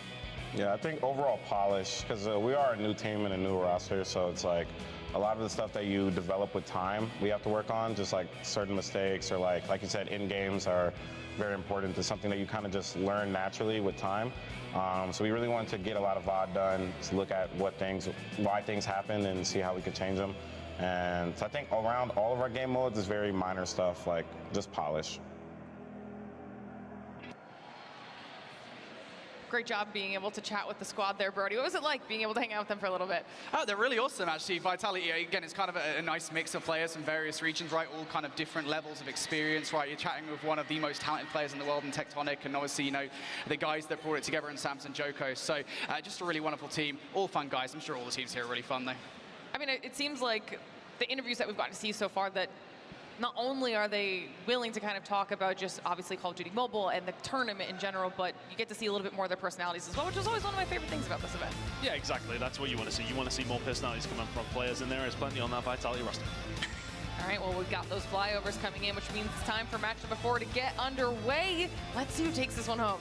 Well, I mean, look, we have our expectations, don't we, Brody? We realistically do think Vitality should be feeling very confident heading into this one, but you also would have probably put your money on them winning their first round. So there's everything to kind of play for between these two teams. If you're Ancient, you're coming into this, and maybe are you fighting a wounded lion, or is it a case of, okay, why the hell are we playing these guys at 0-1? I mean, I don't want to fight a lion full stop, mate. It doesn't matter if the lion's wounded or not. I'm not going anywhere near that thing. I certainly wouldn't be going near Vitality at the moment. Ancient Gaming, though, again, these players, don't underestimate them, even though this is a very last-minute thing for them. They are still talented players. They still know how to play Call of Duty Mobile, but they know it well enough to take down a roster like Vitality. We've seen a fair amount of Summit hardpoint here today, Ton. Let's have one more. Honestly, give me a Hacienda at this point. Like, that's kind of my vibe on it, but here we are. Summit it's one of those very well-versed maps, so it does feel as if the teams who are just that little bit better will win it. And I know that sounds a bit silly, like in terms of the analytic point, but you know, it does come down to those rotations. You have to have your fundamentals right in this hardpoint. It's not just a case of outslaying somebody and getting the job done. But Vitality are doing a really good job at that spot. 20-0 now. Ancient Gaming eventually getting themselves in the ball, but Vitality, fantastic start to kick off round number 1. All right, Vitality, good start from them. They're already starting to slay out as well here. 3 kills coming between Tectonic and Marvel. Slaying looking pretty good for the most part, and Ancient, I think, just look kind of disjointed at the moment on this attempted offense towards P1. That is a lot of time. We've had that conversation right about kind of getting time away on P1 here. For Vitality to walk away with 43 seconds, any more time than this, it's a damn start for the game for Ancient. Towards P2, and that hefty lead is definitely going to help them out. That was a cruise missile invested for, well, 1 kill. Sand eventually it will get taken down. Vitality will find their way through though once again. Ancient Gaming really been fighting the sword here. And you do feel for them at this moment in time. Coming in against, again, one of the COD squads, Call of Duty Mobile. As a team who have literally formed together over the past couple of weeks. That is a tough ask, absolutely, but not expecting to see them this early in the day. Either way, Vitality really getting the job done so far. 35 seconds remaining here over towards P2. Ancient Gaming not with anything but 6 points to talk about so far. Both Samson Jokers have invested better missiles early on and towards this hard point. Now you're starting to look for a potential spawn flip here. Keep an eye on Solo, who's looking to do that. I don't think he quite is aware of where these players in the backline actually are. The fact that Solo has played his life, to be fair play to him. Finally, we'll get get shut down though. Big kills to make for Ancient, and now we talk about this kill. This is the money kill here on this map. If Ancient Gaming can hold this one, they'll be right back in the conversation. All that time, the Vitality have and that lead that they do have could well be scuppered by the time we get over towards P4, because P3 hold could come through. One player spawning out is not necessarily going to be ideal, but I don't think you're going to be expecting if you're Vitality. Never mind, you are. They shut that down now, trying to come in through the front door. Vinix very, very weak. Is the cover going to be there? Not quite. Spawns are for Ancient Gaming, but they've lost control already. Already lost control of the hill itself. You're fighting this one from the front if you're Team Vitality. Solo now trying to play patiently. Here comes an early investment from Jokos with the Sparrow. Solo just making it look so easy. Doesn't actually pick up that second gunfight. Doesn't matter though, Jokos does. And there is that spawn flip here for Vitality. They're actually following it up with more investment ton. Vitality want to ascertain full control of P3. Maybe want to try and flip them. They've actually managed to as well. 29 seconds, keep them over towards the backside. This is an absolute bonus. Tectonic, the direct impact with the War Machine is just child's play right now for Vitality. 15 points is all that Ancient Gaming have to talk about at this moment in time. Sam's invested so much investment, and I wonder if that's really, they just feel so confident in their ability to be able to do that, establish that lead. They're heading over towards B4 with that rotation again. They could add further fuel to the fire here, but Ancient Gaming are going to pick up that little bit of scrap time, and it is absolutely needed. Ancient 100 points down or so as we get into this next hard point. Once again, they have lost this rotation, struggling to keep up at the moment, and it's not really a surprise to see why. Vitality constantly pushing out of the hard point over and over again, making sure they've got control of all these cut-offs. Now Solo looking to push the issue somewhat with the R9 through the other side of the smoke. One way's harder here in Call of Duty Mobile, but you'd think they would be the way their Solo is playing through it, able to pick up a kill so damn easily, and the players that do get through, they're dealt with as well. Just making light work so far. 30 seconds on the board here for Ancient Gaming Vitality. Just putting them to the sword. It's far too easy for Tectonic. Nobody's shooting bullets back to, and he finds 3 kills. Investment coming through already. Vitality are looking to, well, nearly break the 200 point mark by the time we get over towards P1. They're not going to be quite able to do that, but Ancient Gaming have not offered up too much of a challenge so far. Just went up against X-Rock, you're coming in against Team Vitality, but that is the nature of the beast when it comes down to Call of Duty Mobile Champs, right? Yeah. I mean, you're coming in against the best teams on the planet. This is going to happen. I mean, yeah, it's not exactly like you're going to be facing the casters on the desk, are you? You know, you're playing the teams that have gotten themselves to champs. There is no easy matches here for Ancient Gaming. Every opponent is going to be difficult. Certainly, though, that's the case for Team Vitality at the moment. I think just the fundamentals are making a difference at the moment. The way that Vitality are playing around all of these hard points, it's very clear that they're doing so as a team that has been working together for, what, now 6 or 7 months. Ancient, on the other hand, of course, this is a very last-minute squad, and I think that's showing in the gameplay at the moment. They're here on P1. They are keeping Vitality away from the time. I don't know if that's because Vitality are just looking for kills though at this point. And trying to find a way through. 48 points to their name though. Honestly, after the first couple of hills, I should say, that's more than I thought they'd have at this stage. They've done well to find a way back through, but Vitality are just making this look so easy. Fantastic performance across the board from them. They're nearly 50 away from the win. P2 going to be coming up in around 15 seconds. Ancient Game definitely giving us more of a fight between these two over the last couple of hills, but Vitality above and beyond. Just been doing everything correctly. Making sure they find those rotations. The slaying game is very much being in their favor as well. Tectonic doing one he usually does, 26 kills to his name after rotation in a little bit. Doing God's work right now. Vitality find themselves 35 points away from the win. That's 27 kills, by the way, with a scoreline like this. So that's a lot of kills. It might not see it like at the end of the game, but still, when the scoreline is this, that is a hell of a lot of kills. But regardless, Vitality now just 30 seconds away from victory. They'll invest what they can. No real need to hold them. Just get this game over with and get yourselves into the firing range, search and destroy. One more wave of gunfights you have to feel will get it done. Ancient looking to try and knock at the door, trying to do something here, but is it futile? 15 seconds away. It's felt like every single time Vitality have had their operator available, it has been brought in, and that is going to be the case for Sams now. Trying to one with a Purifier and looking to just add further fuel to the actual fire. Vitality now find themselves only a mere 5 seconds away. Nobody nearly close enough from Ancient Gaming. Vitality come out swinging 250 to 54. One-sided as you're likely to see here this weekend. Vitality looking for the bounce back. That's the start of it. Yep, that's what you need if you're Vitality. And, you know, if I'm honest, again, this is no disrespect to the players on Ancient Gaming, given the circumstances that they're playing under, but for Vitality, I don't know if you'll be using this too much as a kind of momentum booster moving forward, because you almost feel like if you didn't thrash them, you would be disappointed in yourselves, right, given just kind of what roster you are. But still, that's business as usual there for Vitality, and you kind of mentioned it, right? We both kind of talked about it a little bit. The fact of the matter is, you can see they weren't even really playing as they would against a high-level team. They were using their operators just almost as soon as we got them. A good example, actually, at the start of the game, right? We went to P3, that money heal that we always talk about here. On Summit Hardpoint, they get their operators, they get 3 in a row. It's 30 seconds left on the hardpoint, by the way, so they could well just give up that time and rotate, just get them out, just use them, because at that point, I mean, why not? You are going to have a lot more chances in this hardpoint to win out. You're finding it more often as well, right? I mean because of how well you're playing, how much you're dominating the game, you might as well get in because you're going to get it back again so fast. And that's the snowball effect, isn't it? Necessarily that Vitality were able to find that really good play coming in from them. We'll get the job done, but yeah, that would have been expected.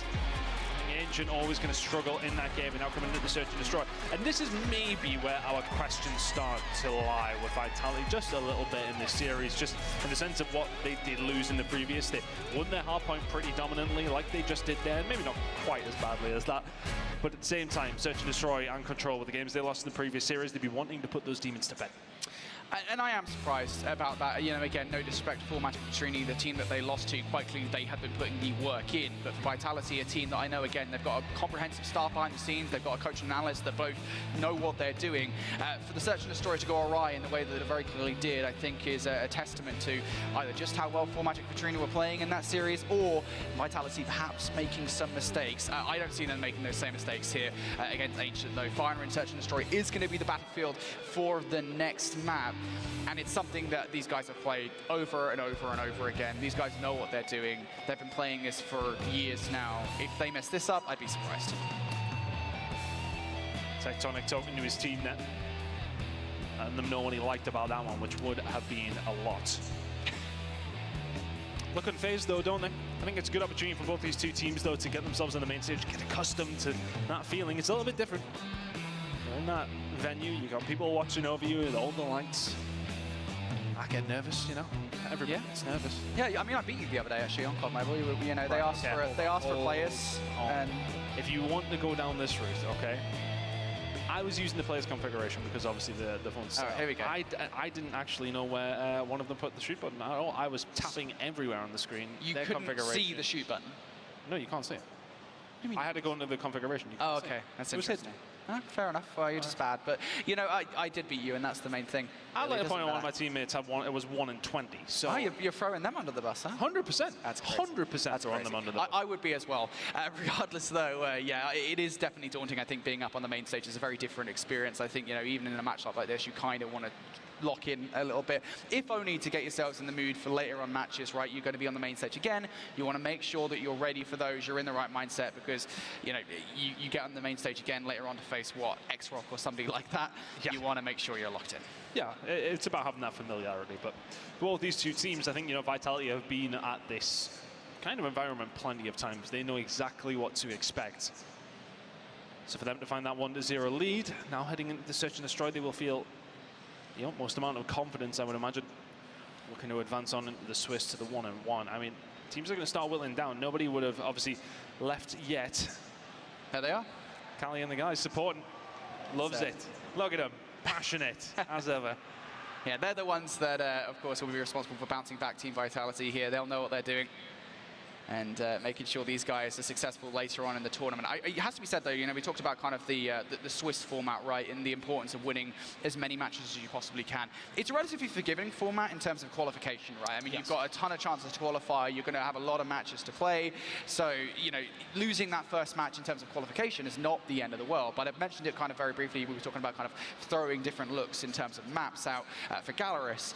For Vitality to lose that first match is going to be frustrating from a seniors perspective, because now it means that you are likely to face a more difficult team if/when you make bracket play tomorrow. And, you know, again, the more difficult teams here at Call of Duty Mobile, you want to avoid them if you can. Oh, no, you absolutely want to try and avoid as many of those good teams early. But just to reiterate for you guys at home, the Swiss stage of how it is working. Win 3 before you lose 3. It's as simple as that. And, well, for the series, it's a little bit different. You're going to win 2 before you lose 2. And let's not just try and complicate it, though, Chris. We'll just talk about it when we get into the game. Just confusing everybody at home as per usual. But Fire Range Search and Destroy is not necessarily a confusing one whatsoever. You guys have played this one for some time. I professionally played this map. Did you? Yeah. How old are you? Listen, I'm old enough, all right? That's all I'll say. Into this one, though. Vitality on the attacking side for 6 rounds. Ancient on the defense. Solo will find the first one as the touch of the caravan comes through. They find the second as well. Vinix was able to find one back. But immediately, the numbers are up and against Ancient Gaming. Nearly finds the spray transfer. Not quite able to get that. Oh. Would have been the 1 versus 3 coming in for Chaotic, but not going to be able to find it. 1-0. You didn't even get an opportunity to say anything there, Brody. That's Round's over. Standard COD Mobile fair and casting. Yeah, well. Jokos actually almost got took out there. If he would have got taken down by Chaotic, that would have been a plausible 1 versus 3 scenario, but alas, it was not.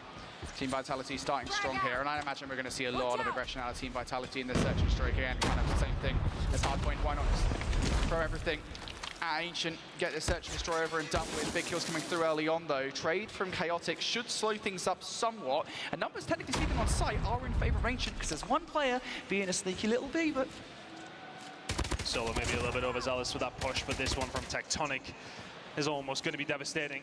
King, what can he do? Absolutely nothing because he's had his head taken off his shoulders. Chaotic once again left all on his own. Is able to find another. He is playing that player on the island, so to speak. Putting himself into these positions. This will be a 1 versus 4 if you can find it. Still has 3 more Vitality players to deal with. And the bomb to defuse. Cheeky little shoulder is now thrown, and all of a sudden they know exactly where he's coming from. Chaotic going to go through the front door. Is not going to be able to find it. Sounds with another Vitality. Too good. Yeah.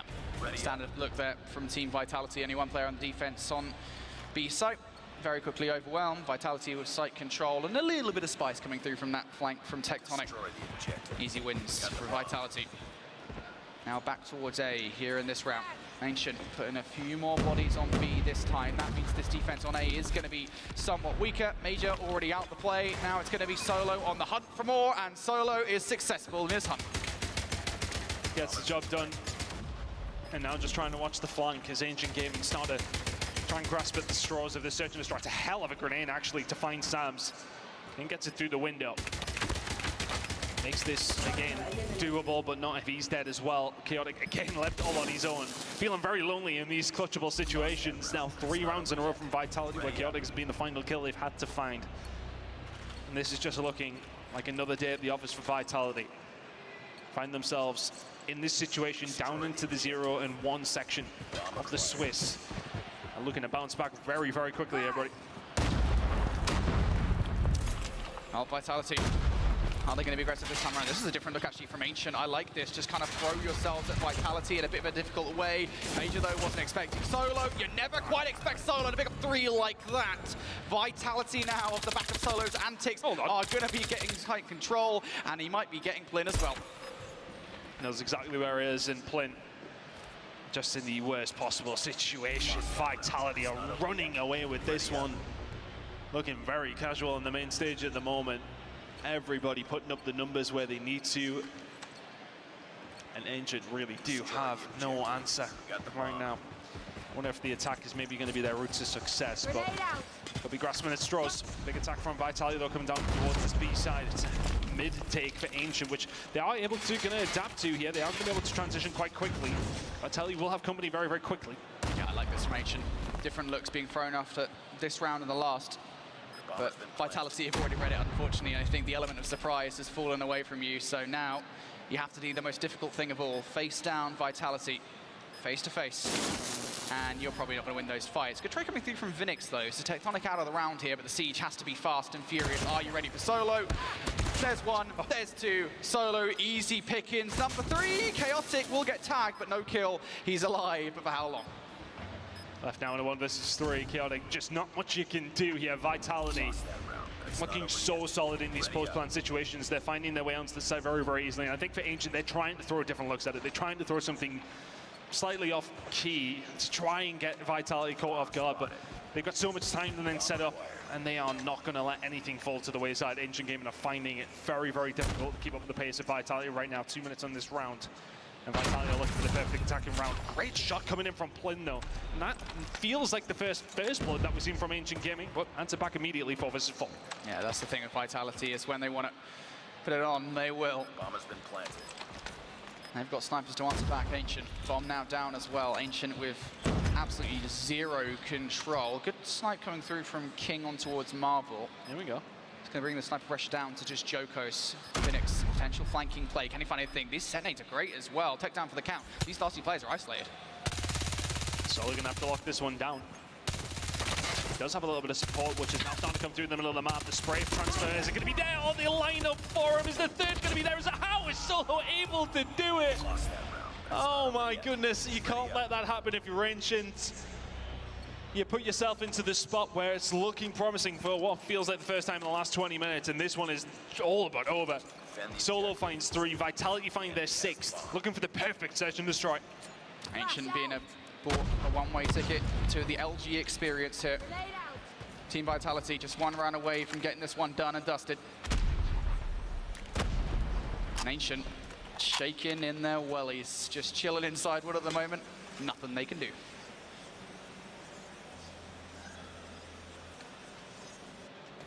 Vitality set up, waiting for the push to come through from Ancient Gaming, but again, you are right, they are playing passive, they are looking to try and find a picket. You know, a fair play to Vitality, they haven't actually given them a sniff yet. They have given them the respect in these rounds, and that is maybe why we see it as a 6-0. They played it confidently, and they are doing that right now. They are playing it as well as they need to. Sitting back, waiting for the push to come. It's now starting to come in over towards this side. Sams will find one with a little bit of help from Solo. Pressure starting to come in as Marvel will find another. This round is dissipating for Ancient Gaming ever so fast. They're all towards the side. They're all going to be dead very, very shortly as well. And that is done so quickly. Vitality bounced back after their initial loss. A 2-0 win here against Ancient Gaming. That one is over before it even bloody started. Yeah, just insane. Vitality, I mean, look.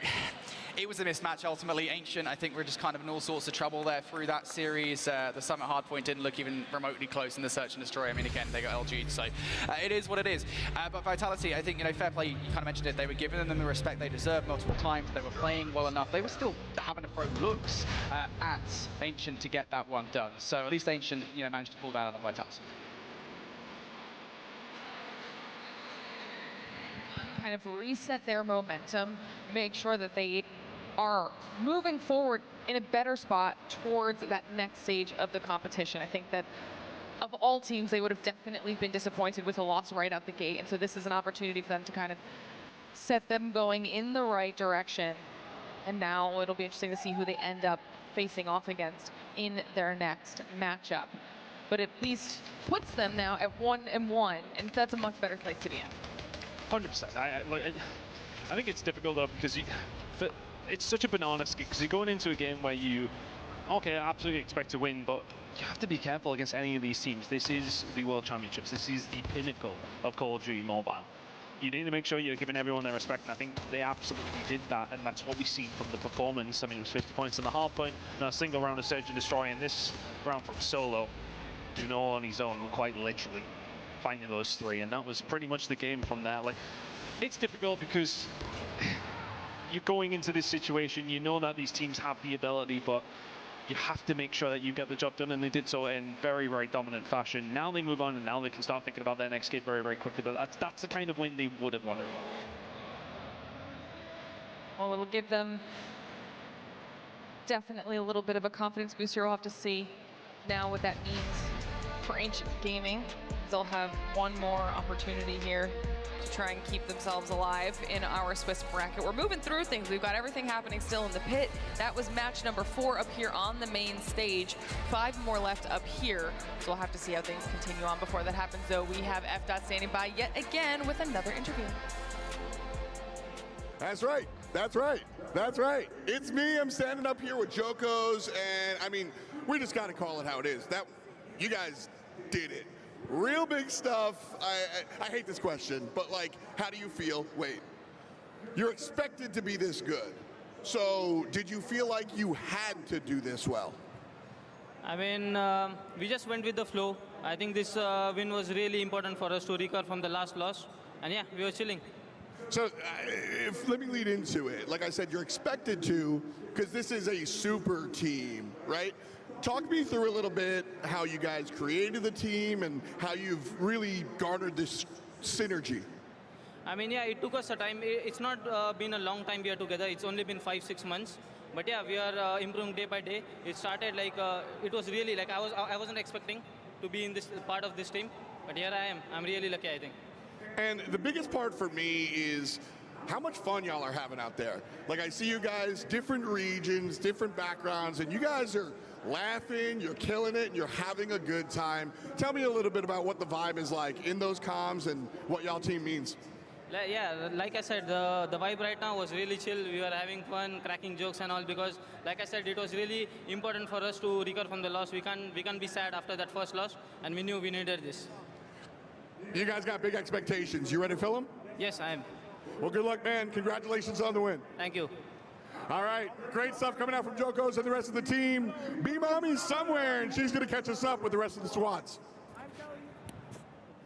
You can definitely say the vitality is hot to go. HOTTOGO. We can definitely feel the energy in this arena. DreamHack is looking crazy. And if you can't hear it, the cheering behind me only means one thing. It means that some teams are very much happy and some teams, of course, are pretty disappointed. If you are on the stream right now, we are live in our B stream, Godlike versus Supreme. I think they just finished their hard point and now trying to go in for their search and destroy. And that's Mod6 and Hillmania going to be casting for you guys. And for our C stream, we have Verdict and AJ going for exclusive and Animus.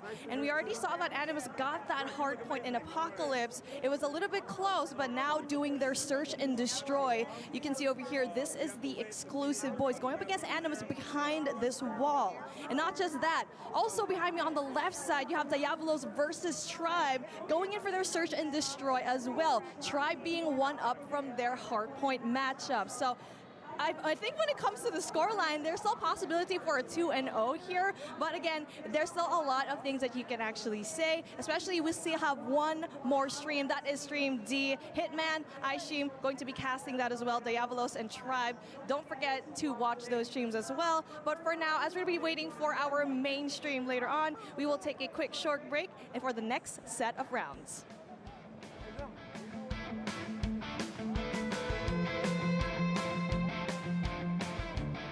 Hi guys, we're Team Vitality at DreamHack Atlanta, and you're watching Call of Duty Champs.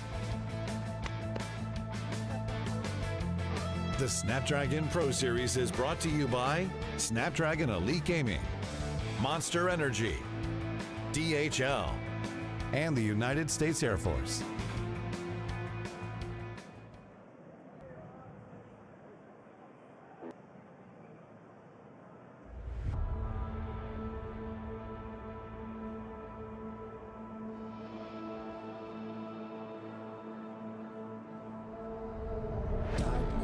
Outside, that's when I feel alive. Boy, just shut up and drive. We're raising hell tonight.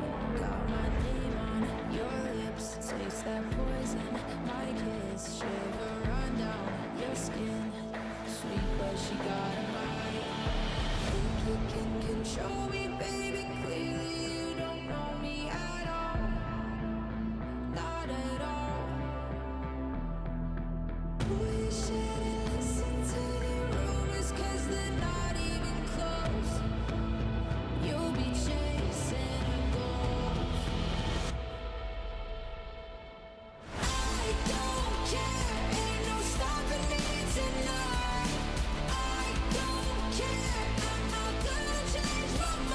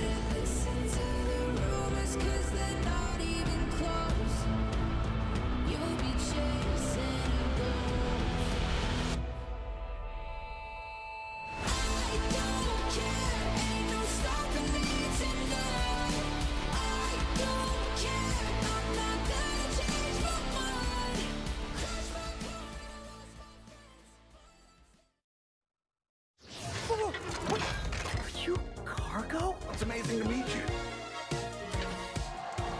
Thus began the adventure of Cargo.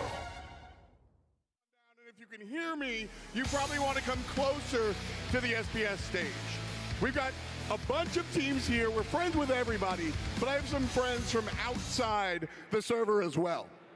I've got a good friend named Cargo, which is from the DHL squad, and he's got a whole story. So before we introduce you to Cargo, let's hear a little bit about where he comes from.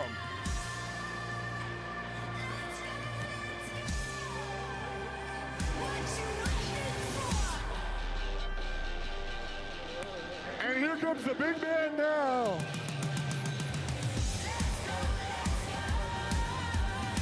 DHL helps us put all our ducks in a row, and Cargo is the big man with the big plan.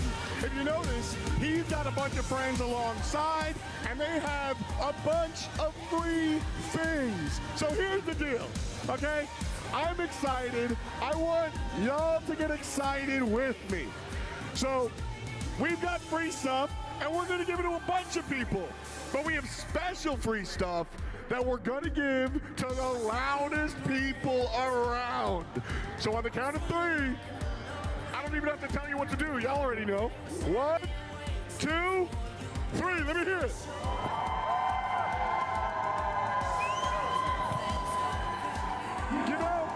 You know, a lot of times people come up here and they sit there and oh, you could do better.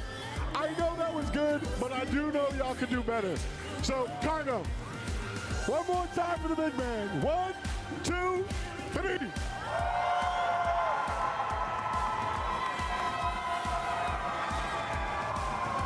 All right, Cargo, you hear him.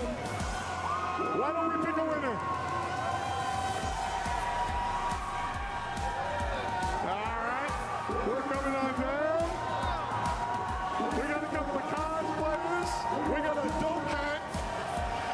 But we got some live people right here, it looks like. Oh, shoot, not quite. We're going to the back of the room.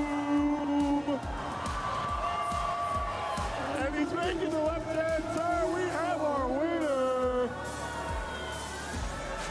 Come through, come through. We're going to get you a picture with Cargo, and we're going to give you some free stuff. What's your name and where you coming from? I'm Erin. I'm from Canada. Well, welcome to Atlanta. This is how we welcome our new friends in the city. On behalf of Cargo, DHL, and all the people here at our wonderful DreamHack tournament, congratulations, this is yours.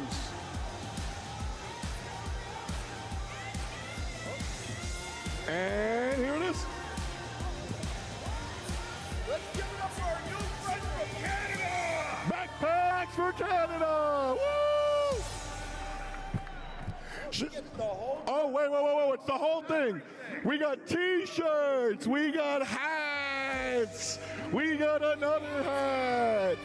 We have a whole bunch of stuff that I'm not going to stack on our new friend, but I'm going to stack all the friends that I've made out here. Shout out to DHL and all our partners. Thank you so much for joining us. Shout out St. Cola. We'll see you in a little bit.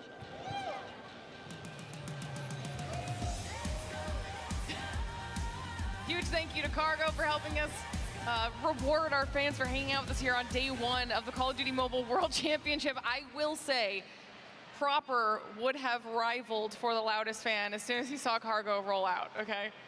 First of all, when I first saw him, the lights weren't on. And then the lights went on, I started going bonkers. These two can absolutely attest. I lost my marbles up here.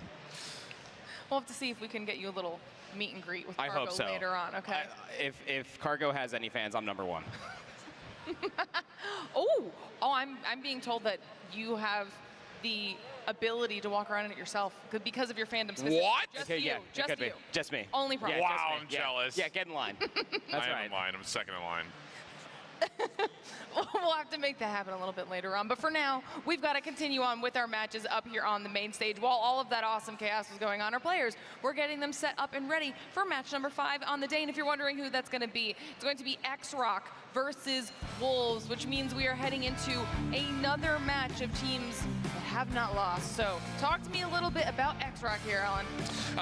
They're very good. I'll say that much. They are, I wouldn't say far and away the best team from China, but they're definitely top 2 without question. They've been at repeated grand finals, whether it be in the region or across multi-region competitions. They've looked really good versus their counterparts, especially the ones that are on the other side of the stage. And I think the thing about it is this is a team that from top to bottom, all 5 of them could be MVP caliber. They're just so good from start to finish. They look completely polished from every single form, especially in the Search and Destroy. I don't think there's a team deadlier than them in the maps 2 and then eventually map 5s when they will make it to tomorrow at some point. I think one of the big things here is that this is a pretty big kind of title match. You've got your #1 seed here up against your defending champs from last year. So this is going to be something that a lot of teams are going to be watching regardless of the outcome, just to see exactly how they face off against each other. Teams that we will be expecting to be in the bracket stage later on proper. And then obviously against X-Rock is Wolves. Yeah, I mean, this is the next match in line for a handful that we've already had on this day, that we have a certain recency of seeing them at CDSI. To your point, even for Wolves coming back to Atlanta, defending the crown, that is very difficult to do, but this is a 2-0 matchup in a Swiss bracket. You know it's going to be an absolute banger, especially when Wolves are a part of that conversation. They are here for a reason. They made it very, very far as CDSI is concerned, but are they really in that championship form? This is going to be their toughest test yet on this fine day. Yeah, and the interesting thing about it, and for those that have been avid followers, you know, we have our top 4 seeds based on power rankings still alive in these 2-0 matches, but this is our #1 versus our #4, which is weird because Wolves are defending champions from last year. But the thing about it is they've yet to beat X-Rock. They don't hold the edge versus Q9 either into head-to-head. So there is this level of Wolves have to still prove themselves, even though they are the defending champions, and they still look like they're definitely capable of continuing on to defend that crown later down the road. Absolutely. You know, both of these teams want to secure a top seed. They want to be going into that bracket with as much of an advantage as possible. So this is going to be a really fun battle across the board. Now that we get a chance to see our players getting themselves set up and ready, let's start talking about these maps. They're going to have those picks come through so we can see what we've got going on here. Nothing different for the hard point, but we're starting to get a little bit of variety when it comes to that S&D and that control, because we're going to see a takeoff and an arsenal. I mean, ultimately speaking, I'm just excited to see any point in time where Nian gets a sniper rifle in his hands. That guy last year just blew up the main stage, just being able to showcase all of his talents, but also at the same point in time, when it comes down to Search and Destroy, specifically for this region, it is always set to be a banger. And I will say, this is a good opener map for Wolves. In terms of the current map pool that we have for Hardpoint, they have played the most amount of Summit compared to all the other Chinese teams that are out there, and they also are the most rehearsed across the ones that are still active. I say that selectively because China, during their Masters, play a different map pool than we have here. So there is some level of, okay, good opening map for Wolves. They've played it the most out of all their Chinese teams. They also hold the best win record. And then when we eventually get to Control, they've also been very good across all 3 maps. So there is opportunity here. I still don't necessarily believe that they're going to be the best X-Rock for the first time here on this stage in a best of 3. So then you've kind of led me to my next thing. What does that mean for your predictions? What are you saying here? I got X-Rock 2-0. I actually went with Wolves. I believe even with all like the stats that go completely and utterly against them, as Alan was saying, they still need to prove themselves and how they can actually stack up against some of Chinese's best players. I think they do it here. All right, well, everybody at home, let us know your thoughts as well. Who you think is going to be taking this one home, because match #5 is moments away from getting underway. So let's see who takes this 3rd win. Should be a fun one. And again, I think you're right in terms of if Wolves were to beat this X-Rock team for the first time, it could be here. They did play each other in the groups at CDSI, where it was a best of 3 that did go to 3, but still could not get over the hurdle of this X-Rock team, which has just been, I think, just the best when it comes to Search and Destroy. No one's touched them. Yeah, and I think you also have to just go back and look at all the series that have been played, at least on the day, as things have exponentially become a whole lot worse. X-Rock just got off of a 2-0 win versus 4MV, which does say a lot considering that they bashed Team Vitality, so take that as you will. And we just previously saw Wolves being able to get the better of Galoris, albeit through 3 maps. So Summit is going to be a square-up matchup. Let's see what these 2 teams can do. Yeah, and again, Wolves are going to love having this map as part of the pool. Now, all the Chinese teams have played a lot of Summit, to be fair, but Wolves, there's been no one more avid at playing this map than that. X-Rock, solid start though. Off to the races here for P1, still 30 seconds to fight for, and already they've accrued 20 seconds. So not a great start here for Wolves, trying to find their way back in on the re-break, but still X-Rock just surrounding the map, keeping things evenly traded. Yeah. That's exactly what you need to do. And that's exactly what X-Rock has made a name for themselves doing, especially in recent times. They're still in a very beautiful spot, keeping Wolves just at distance, albeit having players around the hard point. Wolves just have no entrance to be able to get any more time, let alone past that 50-yard line to try to contest the upcoming rotation. Indeed the case. No up top needs to finish his food. A little bit of difficulty getting it finished off, but still locking things down up top of PCs. Can't get the reload through, but does earn the Pred missile and is nearly already at an equalizer. So hot start for Nono. And X-Rock will get 30 seconds on the first hill. On the rotation over towards 2, though, Wolves clean on this rotation, and they're going to find some early time here as the hard point opens. Yeah, but what a flip of the script, right? I mean, as you were talking about, Nono started actually called in that Predator missile once the rotation was more than underway, but it was actually Wolves that were able to benefit from all of that, but X-Rock not too far away from it. It is Summit at the end of the day, are able to recontest, find good gunfights. Again, back to the scrap of keeping Wolves at bay. Indeed the case. Shotgun out for CODM. That's good, for the first at least. Wolves able to find a response. And this is a good battle back here all of a sudden from the third seed out of China. But, oh sheesh. I mean, we're barely through the halfway point of the second hard point, and we've already got 2 operators being called in for X-Rock, really dominating the tempo so far. War Machine, Equalizer, both getting called in, and that's to great effect as the scrap time looks largely favorable towards X-Rock, and they hold rotation anew. I mean, even with the scoreline, doesn't even suggest just how much outslaying X-Rocks are able to get for themselves. And with that, obviously, the score generated, they're going to have these certain operators and resources available much sooner than Wolves, but they do have a few more coming online. X-Rock do have the better side of the map. To your point there, Alan, they will be in first for P3. Indeed the case. Wolves, a couple operators at the ready for them as they try to get trophy systems down at the front. Easier said than done, though. Purifier blocks the front door. King not able to find entry through mid. And I love this from X-Rock. They're even getting a little bit of a bump outside the hard point, trying to force a little bit of action towards Wolves before they can even approach, and that's enough for the Purifier again to follow up find 2. Wolves trying to get something to go in the War Machine, but it's just not putting the connection together that they need. Gonna invest into the War Machine, try to find further value, but the Pred missile just gets called down from the heavens, and it's looking like a full 60 from the start for X-Rocks. And again, they're doing everything so correct. I mean, the Gravity Vortex gun there at the end just to make sure that the back scrap time is secure for the full 60. Over triple digits now are X-Rock, and all of the space that they had for themselves while the hardpoint was active and anchoring the back spawn. Perfect here in terms of not just anchoring the spawns, but now flipping, so Wolves have to fight from the opposite side of the map as they go to 4. And I'll tell you this, friends, if X-Rock deal with King cleanly, they get themselves set up, this game may just be over already. And they get King cleanly, the spawns have flipped Pred missiles out to make sure the rotation is stopped in. Oh my God, X-Rock is laying on the lumber. And this is where desperation's going to start sitting in for Wolves. Look, you have 3 operators that you're probably going to have to dip into. Otherwise, this 50 seconds might as well be X-Rocks because their resource management is just so punishing. Zai pulls out the claw, is able to find 2. Not enough to fully uproot all the players for X-Rocks on the backside of the map. They're still fighting for the scrap time as Peggy will end up fighting himself 4 in a row. Zai there for the cleanup on the last. Finally, the spawns have flipped. A heroic moment right there for Peg. The rest of the team was worried about trying to flip the spawns around. He's the only person playing for the break. Ends up coming away with 3. So Wolves, that is exactly what they needed, because otherwise this game could be well and truly out of hand. But a good battle back leads them to over the 70-point threshold. Follow-up from X-Rock is sloppy. A lot of individual kills coming out, and that leading to Wolves dominating the kill feed with a chance to possibly rotate over to 1 early.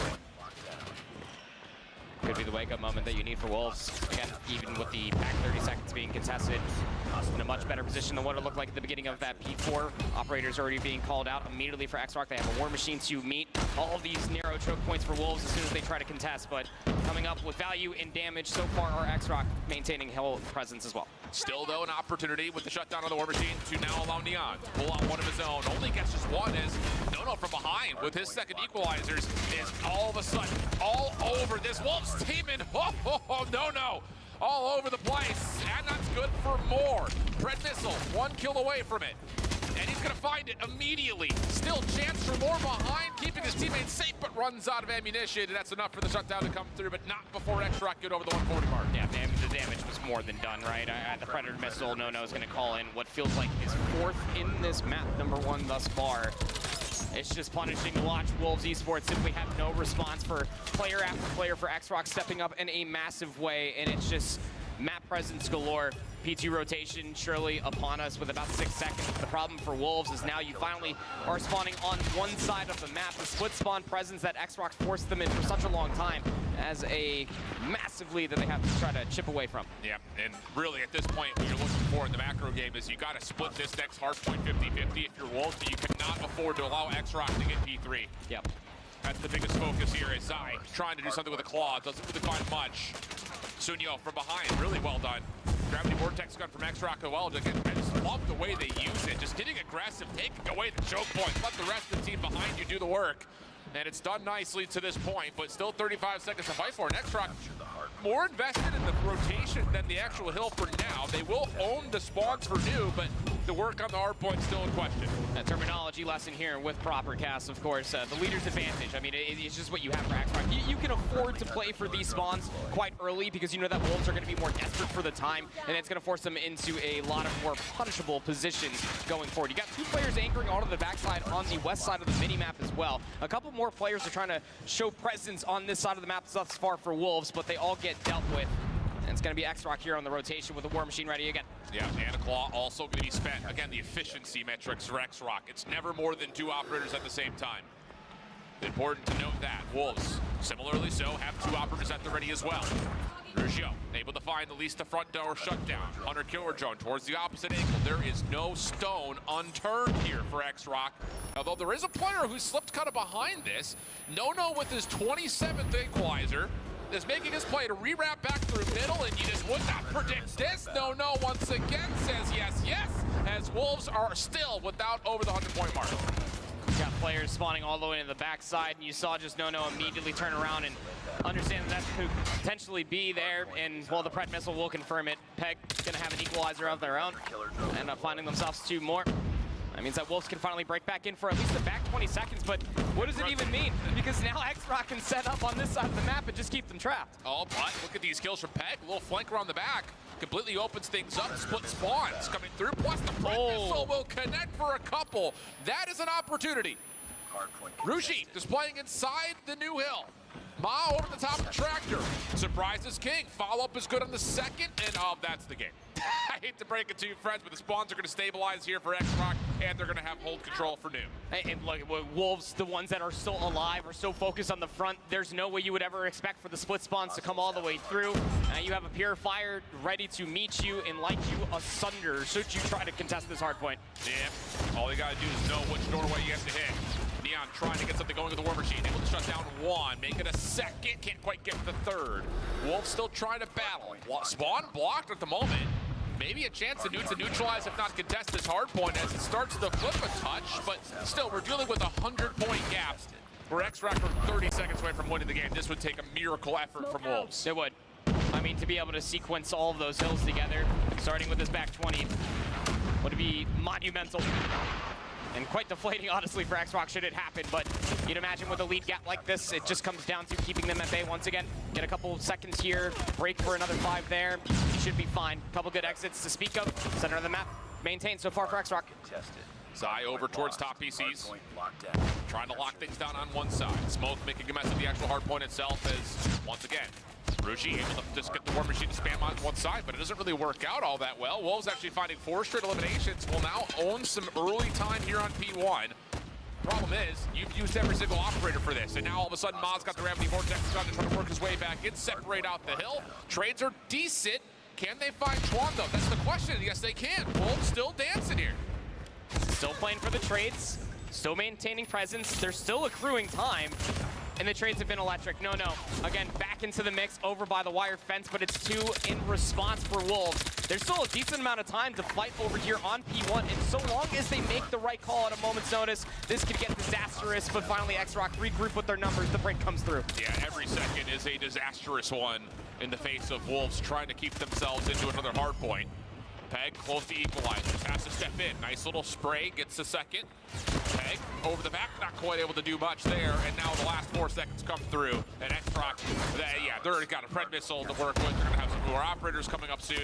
The Wolves are going to have to play with some absolute perfection if they want to try to get this to a P3. Pred missile called in. Hunter Killer Drone finds value. But still the trades are coming through. I mean, Nono's got the equalizer out. The Purifier's still in play, and an equalizer also comes out in response for Wolves. Yeah, and he's just going to wait for the regen, wait for his teammates to try to set things up for the pinch, and yeah, there it is. X-Rock going to run away with map number 1. It definitely felt like it was Wolves' best opportunity, but not going to happen. Just straight dominance over the rotation from 3 to 4 in 2 sets of hills for X-Rock. Perfect. Yeah, I mean, talk about making it more respectable there at the end for Wolves. That is definitely unfortunate to see them in such a form, but it is very refreshing for X-Rock to be able to see this live here on this Friday evening, given a lot of different circumstances. This is almost kind of goes with the stark comparison of what we were talking about, what we were asking about former teams to start doing once you do get presence and you do get that first rotation. The space in denying other choke points was electric through the first 2 hardpoints. And that's where, when you watch a lot of these highlights, where you do get this whole hardpoint lead for X-Rock, it's more than just the slaying out of 3 of 5 of their members. It also means what they get with those kills along the way. You talked about the resource management. It's always 2 operators at most, maybe pull 1 out as a response, but everything felt just so calculated. Yeah, and to be fair, like, we talked about this map a lot in the Chinese space. Like, it is one of the most popular across all of the region. It's just one of those situations that this was Wolves' best opportunity for this series. It's by far their most played, their most rehearsed, the most maps that they found the most amount of success with when it comes to playing up against teams like Q9 and X-Rock. Right. But missing out here and seeing X-Rock play, especially the rotation from 2 to 3, and then again 3 to 4, so flawlessly with great operator efficiency, terrifying, I think, just to kind of know that, okay, we got to spend a veto on Summit whenever you play this X-Rock squad. I mean, this puts everybody on notice. It definitely puts Wolves on their back paw, I suppose, if you want to be logical. But I mean, it's just one of those things that you. How do you bounce back from this? Because if you are Wolves, like, you have to come in here with a certain moxie that you are the former champions. You're coming back here to defend your crown, and then X-Rock, a team that you have not beaten all year long, and recency is not on your side. This happens in the map number 1. You get 58 kills dropped on your head by Nono. That's a tough regain. Yeah, 53 from Chuan as well. I mean, it's just, the stat lines are unbelievable. And this is one of the things, like, anyone who plays up against these Chinese squads, you need to take someone off the map. And I think you need to take Hacienda out the map. This is, their rotation-based gameplay is so strong. You need to put them on wide open maps where you can kind of reduce the presence of a player like Nono, who is just so quick at moving from kill to kill, spot to spot. He's just everywhere. It feels like you're playing a 6v5 when he's doing stuff like that. The finesse game is very real. Will it be slowed down going into a search and destroy on takeoff? I mean, it definitely feels like it's obviously will. It is takeoff for crying out loud. There's only so many buildings that certain SMGs can find certain value and timings in, but very interested to see what this means for this Wolves squad, being able to slow things down. You know, you're really going to lean on a lot of your snipers to be able to watch those crosses, deny Nono a lot of these forward positions. This is all going to be a square up again, but as history typically always is doomed to repeat ourselves, you definitely feel like X-Rock have the momentum coming into this. Without question, and you know, I was kind of looking over the numbers and the results from Chinese Masters as well as CDSI. The Wolves had an edge over their Chinese counterparts in the respawn department, but they are by far, out of the 3 Chinese teams, the worst search and destroy team here, which is so strange considering how much we praised their search last year. I think it's just the fact that, again, they spend a lot of their time playing Raid, playing Coastal. Like, these are maps that we don't have in this pool. So now you throw them on the takeoff, a map they've only played 4 times in the course of the last 3 months. It just doesn't feel good. I mean, outside of Express in Tunisia, it just doesn't feel like Wolves have the same map pool depth on this map pool than they did last year. It's just a kind of a leap of faith that whatever scrims VODs that they have and the data that we don't see clearly left in this best of 3 map set for a reason. You just have to feel comfortable, and again, you rely on like those snipers to be able to play as stationary as it can possibly come. And luckily enough for you, it is like a takeoff where like you don't really get to see all too many different dynamics. You know, nade spots, holding on to utility, all of that is kind of 1-for-1, even for like your stereotypical map 2 firing range. But at the same point in time, just holding off on the space and just not overheating could be your steps to success here if you are Wolves. No, absolutely. And I think the other part about this map pool, kind of talking through your point as well, is that's why I think they do so well with Express. Yes. You know, you can have Neon hold one side and everyone else's funnels through another, and that's usually going to be fine. But a map like Firing Range, where they, again, have played a lot, just haven't found the same success, it just, it's strange to see them not be able to fulfill the same things that they had last year on that map. And I'm curious on why that is. Is it just because the other two Chinese teams have really stepped up their game, figured out how to shut down the presence of those sniper rifles? We kind of talked about it a little bit at the beginning of the day where you just get forward, you get more aggressive. You just don't allow those scopes to lock down lands on you because you just beat them to the punch. That could be part of the problem. But I say all of that to say that Wolves desperately need a second map to be a good search option for them, because right now they don't really have one outside of Tunisia, where they're the worst Chinese team at Tunisia as well. So easy to veto against them, especially it really is when you just take a look at the very simplistic data leading into this map set. But only time will tell. And who the heck even knows what those scrim VODs would even look like with the scrim data? There's so much that happened back behind closed doors. But it is Call of Duty Mobile at the end of the day. Maybe they're just hot in Search and Destroy. We'll have to find out here. Smoke. Smoke early getting a placed here for X-Rock, who's okay already catching timings as Peg will drop. A couple of stray shots were also sent over towards the Wolves spawn. So that's going to keep Sunyo's presence very avidly attentive towards this mid-cross, as the bomb is, well, at the moment just kind of stuck in spawn right now. Wolves is trying to find some sort of an angle to get out. You almost feel like a couple kills do need to come through over by the A-bomb site. I mean, you're so late to try to push inside of control. The nade will hit. You're kind of have to respect that if you are king. And yeah, they're just going to go all the way back through the stadium and just try to re-wrap, cause a little bit of ruckus, but that bomb is moving north. Pixel peek from Sunyo, again, connects. No problems there, and then is just out of it. Just do not let yourself be traded. Help is nearby, and this round's over. There's just no way you crack this code 3v5. You just don't. Takeoff can truly be that simplistic. Yeah.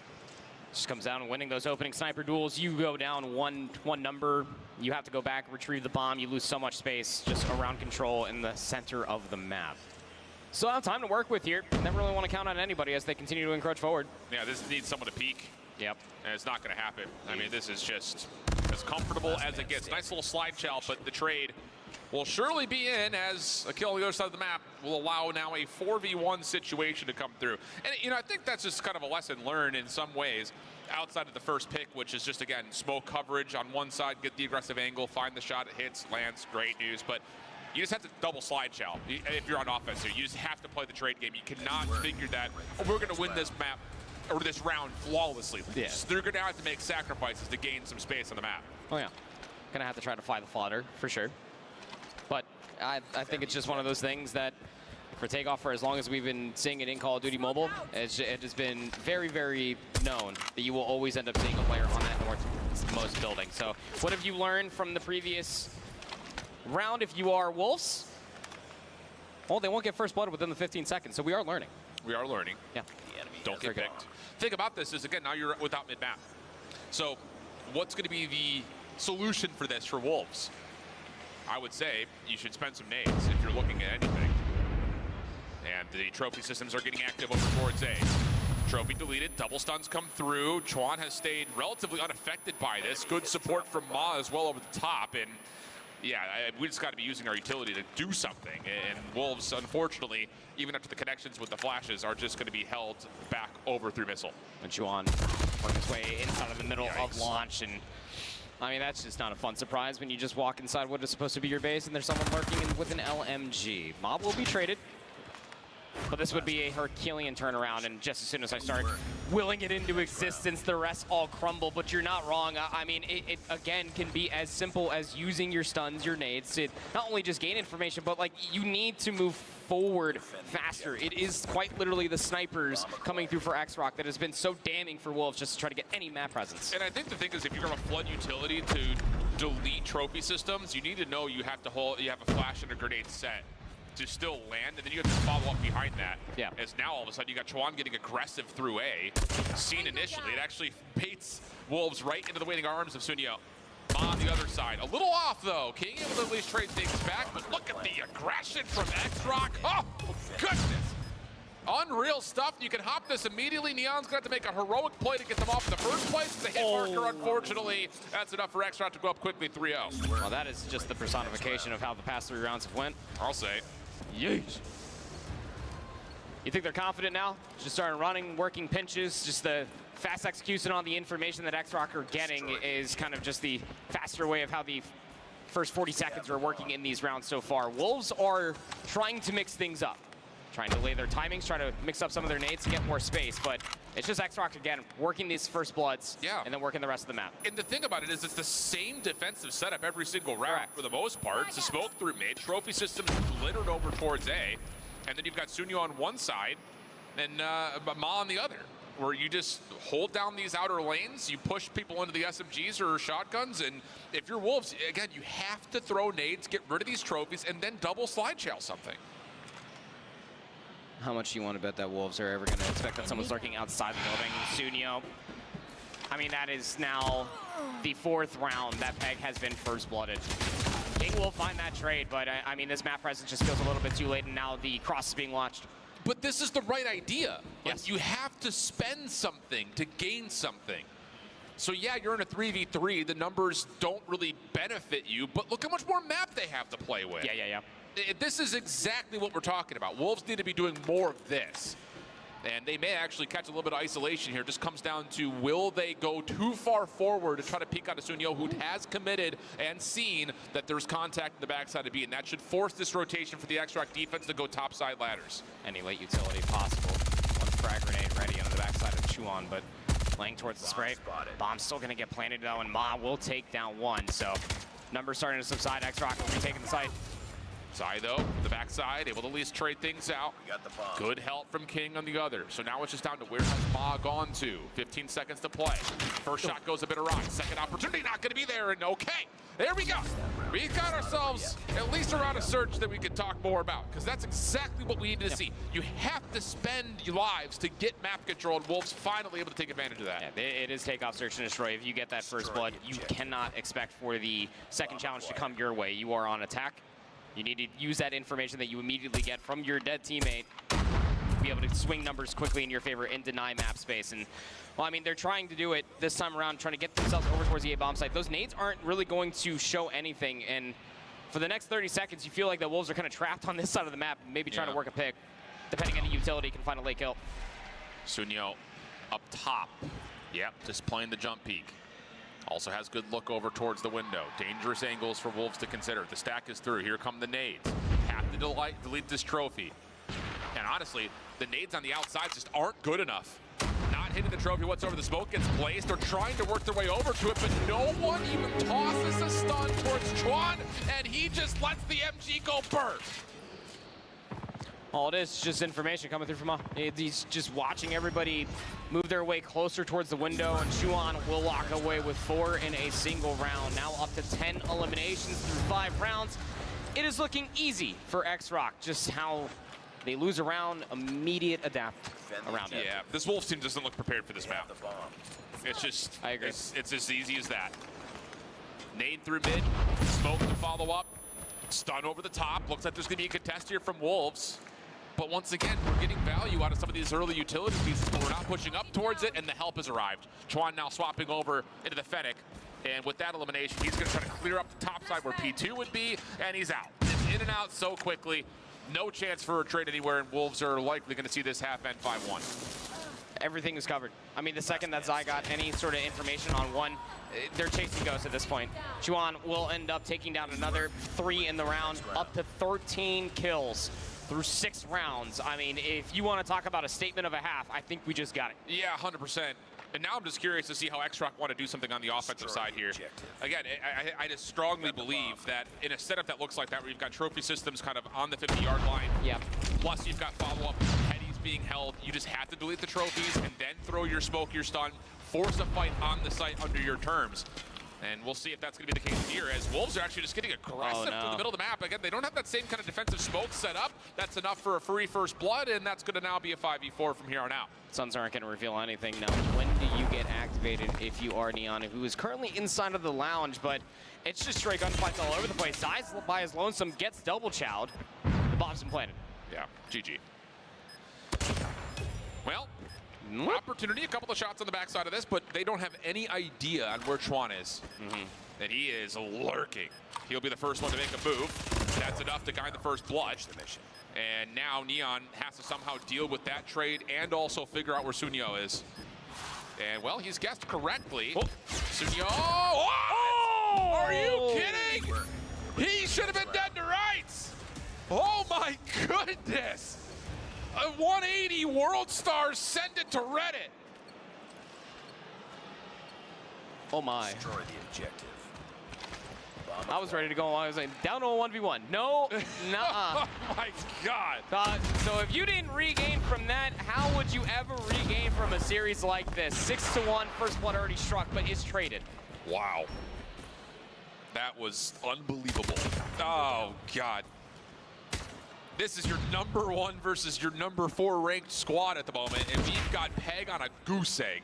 Absolute donut. Welcome to the agency. And oh boy, wow, Wolves need to get some aloe on this bird. This is unreal. It's bad.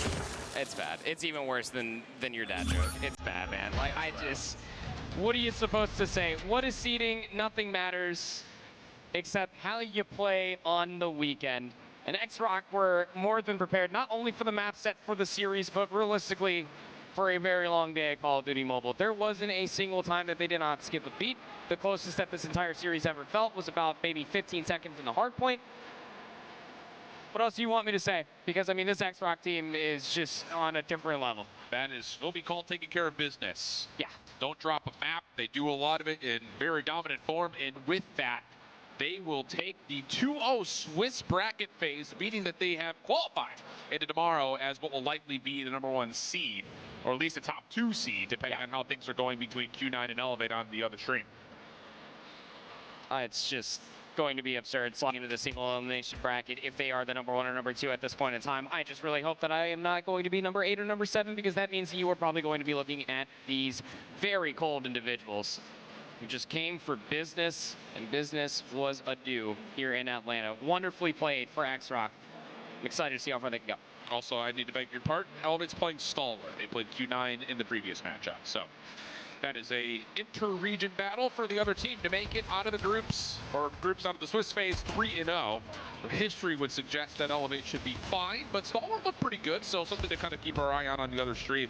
But, I mean, this is, again, it's one of those situations, and I kind of like, I don't want to like harp on this too much. We see this a lot in COD Mobile, where it's just like everyone's so concerned about playing perfect. Of like, we can't go 2-for-1 trades. We need to find a free kill.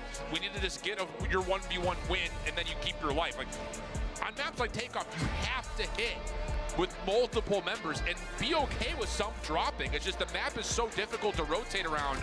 You have to be willing to sacrifice players to get good map control. Either way, phenomenal performance there out of the #1 seed heading into this weekend's event, proving why they are at the top right now with that decisive performance, also giving them the 3-0 so far in their Swiss bracket performance, so they will be feeling very, very good about that. But we can hear directly from them with F-Dot standing by with Nono on the stage. That's right, we're hanging out here with Nono, and of course I do have Brian to help facilitate the conversation. So, you guys coming out of the Chinese region, playing against another Chinese squad, is this more friendly or more aggressive since you're from the same region? 如果对手也是从中国来的，对你来说是超好玩，或是还是有很多的压力？如果是比美国的队或别的国家的队？ 首先我觉得中国战队的不管是秦9还是我们刚刚对阵的狼队都是非常强的，我觉得他们每一支都比美国的战队厉害。So he said that, you know, especially from China, they're just all really impressive. And so, you know, it's always a challenge to, you know, be able to face off against them. Well, that brings us perfectly to my next question, because you guys exploded. Last year, your team did not even make it to this stage, and today you're the #1 seed out of your region. What changed? How'd you guys do it? 所以你们去年根本不在这个冠军比赛，所以但是今年你是从中国的第一，你怎么到这边？什么方法？有什么特别？或者有什么运气吗？你觉得呢？ 我觉得我们今年拿到这个亚特兰大世界锦标赛，更多的是我们5个人齐心协力吧。So they said it's just a lot of things just added up over time, and it's a mixture of luck, and you know it added up, and the pieces just fit together nicely as time passed. and then overtime, competing so much and facing such strong opponents, it was just meant to be. Seems like fate. Day by day, bit by bit, and you don't want to tell us the exact secret, I get it. That said, congratulations on the win. Good luck and everything else. Beef Mommy is hanging out, catching us up with all our sister streams. We'll check it out. China versus China, Garena versus Garena. Right behind me, it's like CDSI all over again. And it's gonna get hot because we got Stalwart Esports right here on my left, and we got Elevate on the right. They're playing Summit right now. If you wanna hop on the stream real quick, that is the C stream with Mustachio AJ, and of course, Verdict gonna be hot on the mic. So not only that, we're also gonna be waiting for Diabolos versus exclusive. That is 02 teams, including Ancient and Supreme team on the D stream. If you guys weren't here leading up to this moment, let me just give you a little bit of a catch up.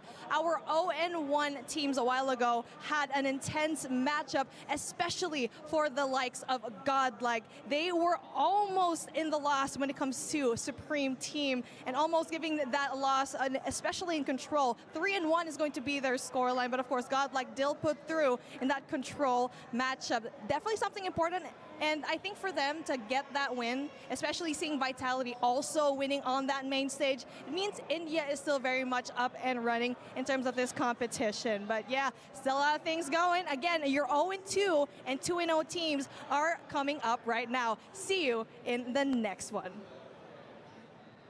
我们是来自中国的 S-Rock 战队，这次 DreamHack 的比赛，我们将会赢下冠军。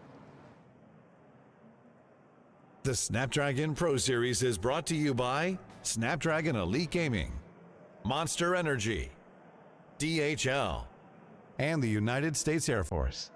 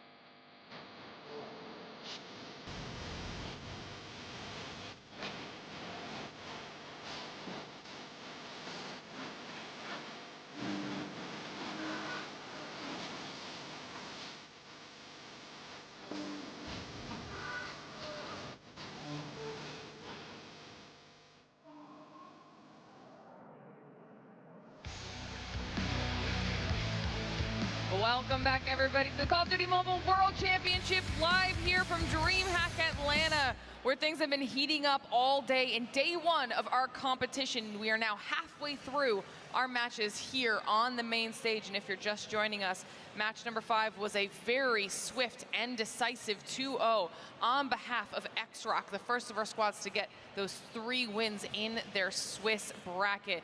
And obviously you see that take over there on the stage. A huge thank you to Monster Energy for being one of our partners here for this event. But now we start talking about match number 6.